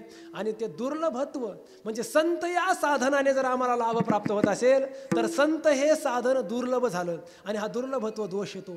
संतांची संगती कठीण आहे. तुकोबाराय सांगतात तुम्हाला साधनावर जर दुर्लभत्व दिसत असेल, दुर्लभ असतील संत, तर मी तुम्हाला साधन सुलभ करून देतो, सुलभ साधन करून देतो. त्या सुलभ साधनाने तुम्हाला लाभाची प्राप्ती होईल. काय सुलभ साधन करून देतात? मग जर तुम्ही सुलभ साधन करून दिलं तर लाभ राहणार नाही ना, लाभ बदलेल. तसं नाही, लाभ तोच राहणार. लाभ पहिल्यांदा सांगितलेला जे लाभ आहे त्याच लाभाची प्राप्ती होणार, फक्त साधनात बदल होणार. काय बदल होणार? तुम्ही सांगताना संतांची संगती अत्यंत दुर्लभ आहे, तर तुकोबारा सांगतात संत संगती खरंच दुर्लभ आहे. संतांची भेट होणं अत्यंत कठीण आहे. बहुनाम जन्मना म्हणते ज्ञानवान हा सत महत् संगस्तु दुर्लभ हो, आहे का नाही? अगम्य अमोघस्य नारद मुनी पण सांगतात ना, म्हणजे ह्यांचा सहवास अत्यंत कठीण आहे. महाराज तुम्ही कठीण आहे, हे कठीण आहे. तुकोबारा म्हणतात ठीक आहे, हे पटण्यासारखी गोष्ट आहे. संत संगती अत्यंत कठीण आहे. मग तुम्हाला मी साधन सुलभ करून देतो. काय सुलभ साधन करून देतो? तुकोबारा म्हणतात तुम्ही काय करा, संतांची भेट घेणे, संतांची सहवास करणं हे तुम्हाला कठीण जात आहे ना, तर तुम्ही आहे त्या ठिकाणी काय करा, संतांचं दास म्हणा, अभंगाचं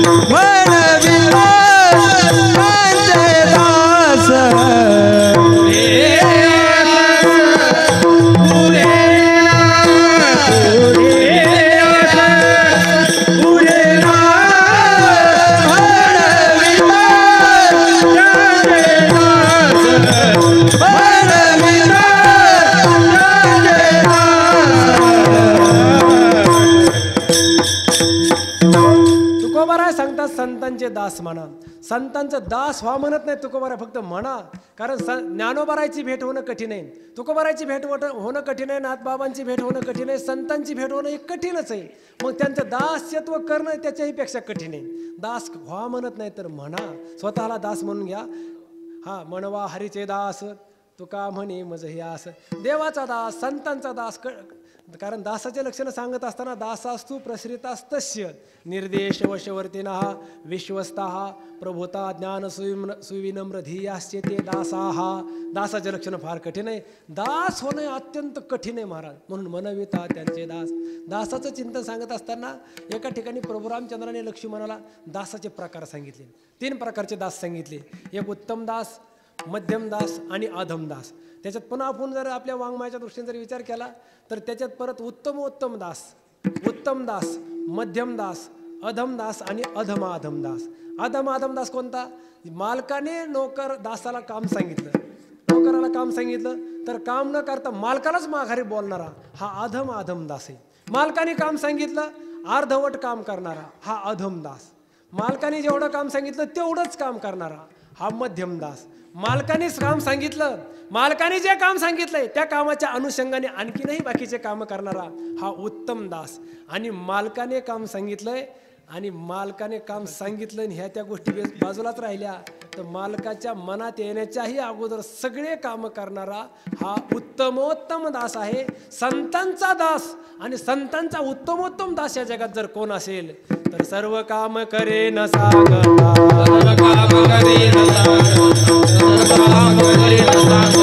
भक्त समागमे सर्वभावी हरी, समागमे सर्वभावी सर्व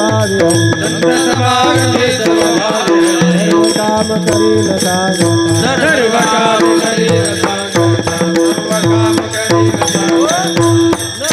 सर्व काम करतो. हे दासाचे काही दासाचं असं असतंय त्याला काम सांगितलं त्याचाच मेळ लागत नाही.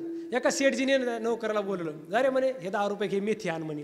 ते 10 रुपये हातात, शेठजी अरे परत इकडे हे 10 रुपये घ्यायची कोथिंबीर आण. त्याने ते 20 रुपये घेतले, 10च्या 2 नोटा घेतल्या, बाजारात फिरला इकडे तिकडं आणि बऱ्याच वेळाने परत आला, मोकळाच आला. शेठजीने विचारलं का रे बाजारात काय कोथिंबीर आणि मेथी नव्हती का? मोकळाच आला म्हणे. ते मला होती म्हणजे काय मेथी कोथिंबीर काय दिसलं बघ, सगळं भरपूर होतं. मला मग का आणली नाही? मोकळाच आला ना तू. त्याने सांगितलं मला काय झालं, तुम्ही मला 10,000 रुपयाच्या 2 नोटा दिल्या, पण नेमक्या कोणत्या 10 रुपयाची कोथिंबीर आणायची आणि कोणत्या 10 रुपयाची मेथी आणायची हेच विसरून गेलो. मग आता ह्याला काय दास म्हणतात का? दास हे असं दास चालत नसतो. काम न सांगता सर्व काम करणारा हा सर्वोत्तम दास असतो. हा परमात्मा आहे. हा परमात्मा संतांचं दास्यत्व करतो आणि म्हणून सगळं ह्या संतांचं दास झालं पाहिजे. मनविता त्यांचे दास पुढे आस उरेना. संतांचा दास झालो मग आपल्याला लाभाची प्राप्ती होईल. मग काय लाभा लोभ प्रवर्तते. शास्त्र असं सांगतंय लाभाने लोभाची वृत्ती होत असते, पण पुढे आस उरेना म्हणजे परत कितीही जरी लाभ प्राप्त झाला तरी आणखीनही लाभ हवाशी वृत्ती होत असेल तर पुढे आस उरेना. आणि जर तुम्ही लाभ प्राप्त झाल्यानंतर लाभाच्या ठिकाणी जर नश्वरता सांगत असाल तर कृपादान संतांच्या सहवासात होणारा लाभ हा कृपेचाही लाभ असू शकतो. आणि हा लाभ कृपादान केले संते कल्पांते हे सरेना.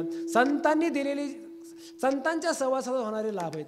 कृपा वेगळी असते आणि दान वेगळं असतं. या ठिकाणी तुकोबार आहे कृपादान हा एक शब्द अखंड पद आहे. हे काय कृपा वेगळी आणि दान वेगळे हे गाथ्यात असं लिहिलेलं नाही, अखंड आहे. कृपादान केले संती म्हणजे कृपेचं दान केलेलं आहे. कृपा वेगळी असते, दान वेगळं असतं. काय असतं मागितल्यावर जे मिळतं त्याला दान म्हणतात. न मागता होते मिळते ती कृपा असते. कृपा वेगळी, दान वेगळं आणि अनुदान त्याच्याही पेक्षा वेगळं. अनुदान हे तिसराच प्रकार आहे महाराज. हा फार भयान प्रकार आहे आणि सध्याच्या काळात चांगला चाललेला आहे तो. हा न मागता मिळते ती कृपा असते, मागितल्यानंतर मिळतं ते दान असतं. आणि देणाऱ्यालाही आणि घेणाऱ्यालाही लाज नसते ते अनुदान असतं. काहीच वाटत नाही कोणाला, ते अनुदान आहे. हे ती वेगळा प्रकार आहे महाराज. मग भगवंता काय असतं, काही संतांच्या जवळ गेल्यानंतर मागितल्यावर ते देतात त्याला दान म्हणतात. काय आता विश्वात्मके देवे येणे वागेत तो शोनी मज द्यावे आणि नंतर पसाय दान. हे मागितलं मग दिलेलं आहे ते पसाय दान झालं. आणि होता कृपा तुमची पशु बोले वेद. ज्ञानोबारायांनी रेड्याच्या मस्तकावर हात ठेवला. ती रेड्याने सांगितलं होतं का ज्ञानोबाराय इकडे या ना, थोडा डोक्यावर हात ठेवा. असं तो बोलला नाही. ज्ञानोबाराने स्वतःच्या इच्छेने हात ठेवला. ती कृपा असते. ती कृपा संत महात्मे आपल्यावर करतात. आणि काय महाराज, आपल्या मनात असा विचार येत असेल की आम्ही सर्वसामान्य जीव, आम्ही आंशिक जीव आहोत, आम्ही परमात्म्याकडे गेलो तर संताकडे गेलो तर संत आम्हाला आंशिक कृपा करतील, आणि संतांच्या सहवासात जर परमात्मा गेला तर त्या परमात्म्याचा लाभ वेगळा असेल, आमचा लाभ वेगळा असेल. तर तुकोबाराय म्हणतात असं काही नाही. परमात्मा आणि संतांच्या सहवासामध्ये कोणीही जरी गेलं तरी ते सगळ्याला सारखाच लाभ करून देतात. म्हणून तुका म्हणे संत सेवा हेची देवा उत्तम. देवा संत सेवा हेची उत्तम, म्हणजे देवाला संतांची सेवा केलेली ही देवाला उत्तम आहे असाही एक अर्थ. पण देवाने जरी संतांची सेवा केली तर हेची उत्तम, म्हणजे संतांची सेवा केल्यानंतर बाकीच्याला जो उत्तम लाभ होणार आहे तोही देवाला उत्तम लाभ होऊ शकतो, असा अर्थ त्याचा आपण करू शकतो. ज्ञानेश्वर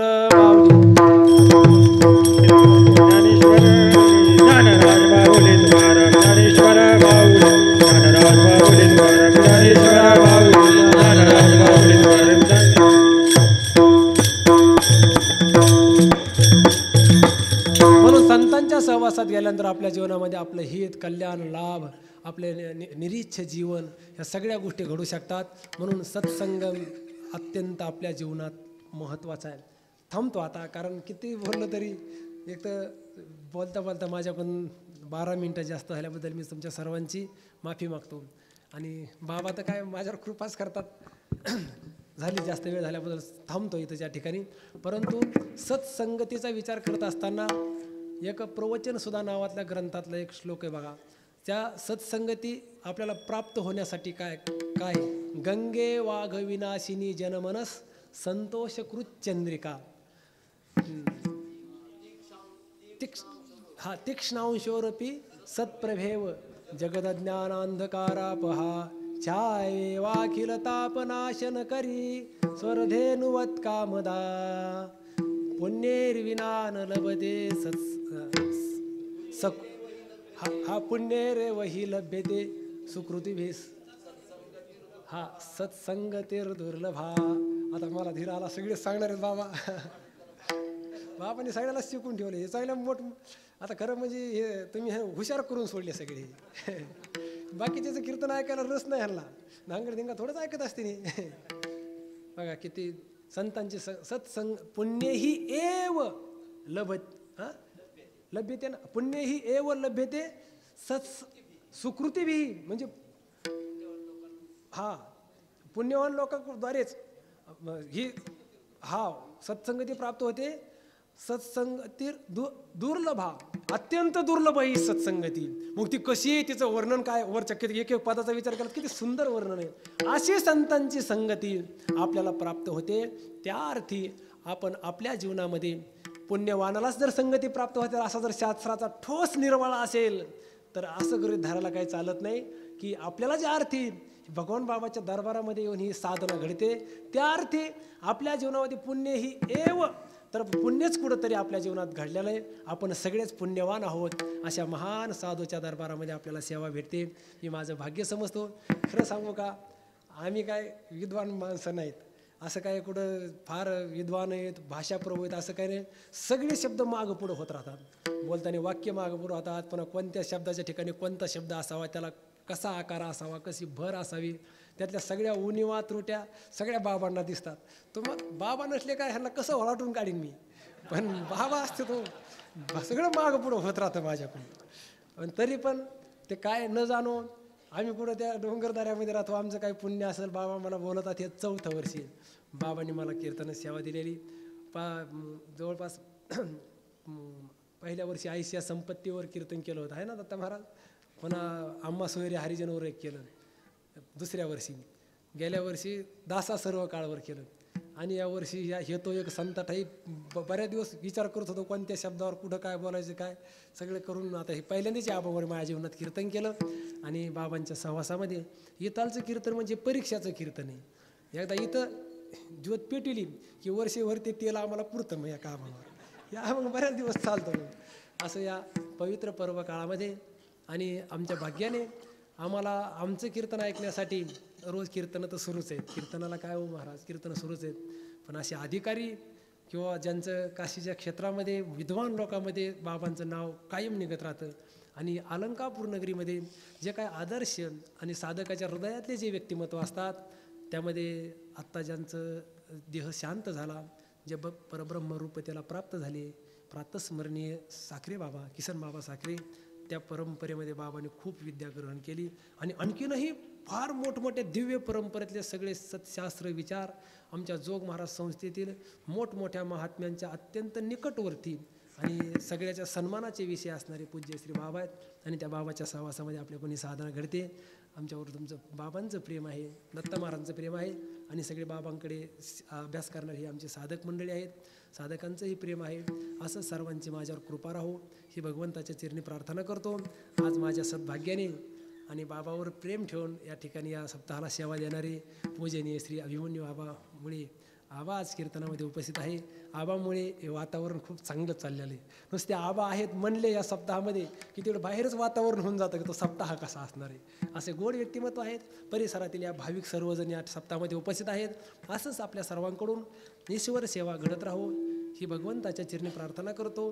आणि माझी ही झालेली कीर्तन सेवा संगमेश्वर भगवंताच्या चरणी समर्पित करून व प्रातस्मरणीय श्री भगवान बाबांच्या चरणी समर्पित करून पूज्य श्री बाबांच्या चरणी समर्पित करून याच ठिकाणी सेवेला पूर्णविराम देतो. श्री हरिभक्तीपरायण प्रभाकर महाराज गाडी, श्री हरिभक्तीपरायण रामेश्वर महाराज धुळे. तुका म्हणे संत सेवा, तुका म्हणे संत सेवा, तुका म्हणे संत सेवा, तुका म्हणे संत सेवा, तुका म्हणे संत सेवा, तुका म्हणे संत सेवा, तुका म्हणे संत सेवा, तुका म्हणे संत सेवा, तुका म्हणे संत सेवा, तुका म्हणे संत सेवा, तुका म्हणे संत सेवा, सेवा, तुका म्हणे संत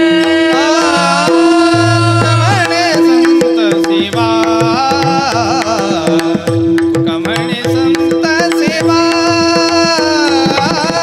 तुका म्हणे संत सेवा, सेवा, तुका म्हणे संत सेवा.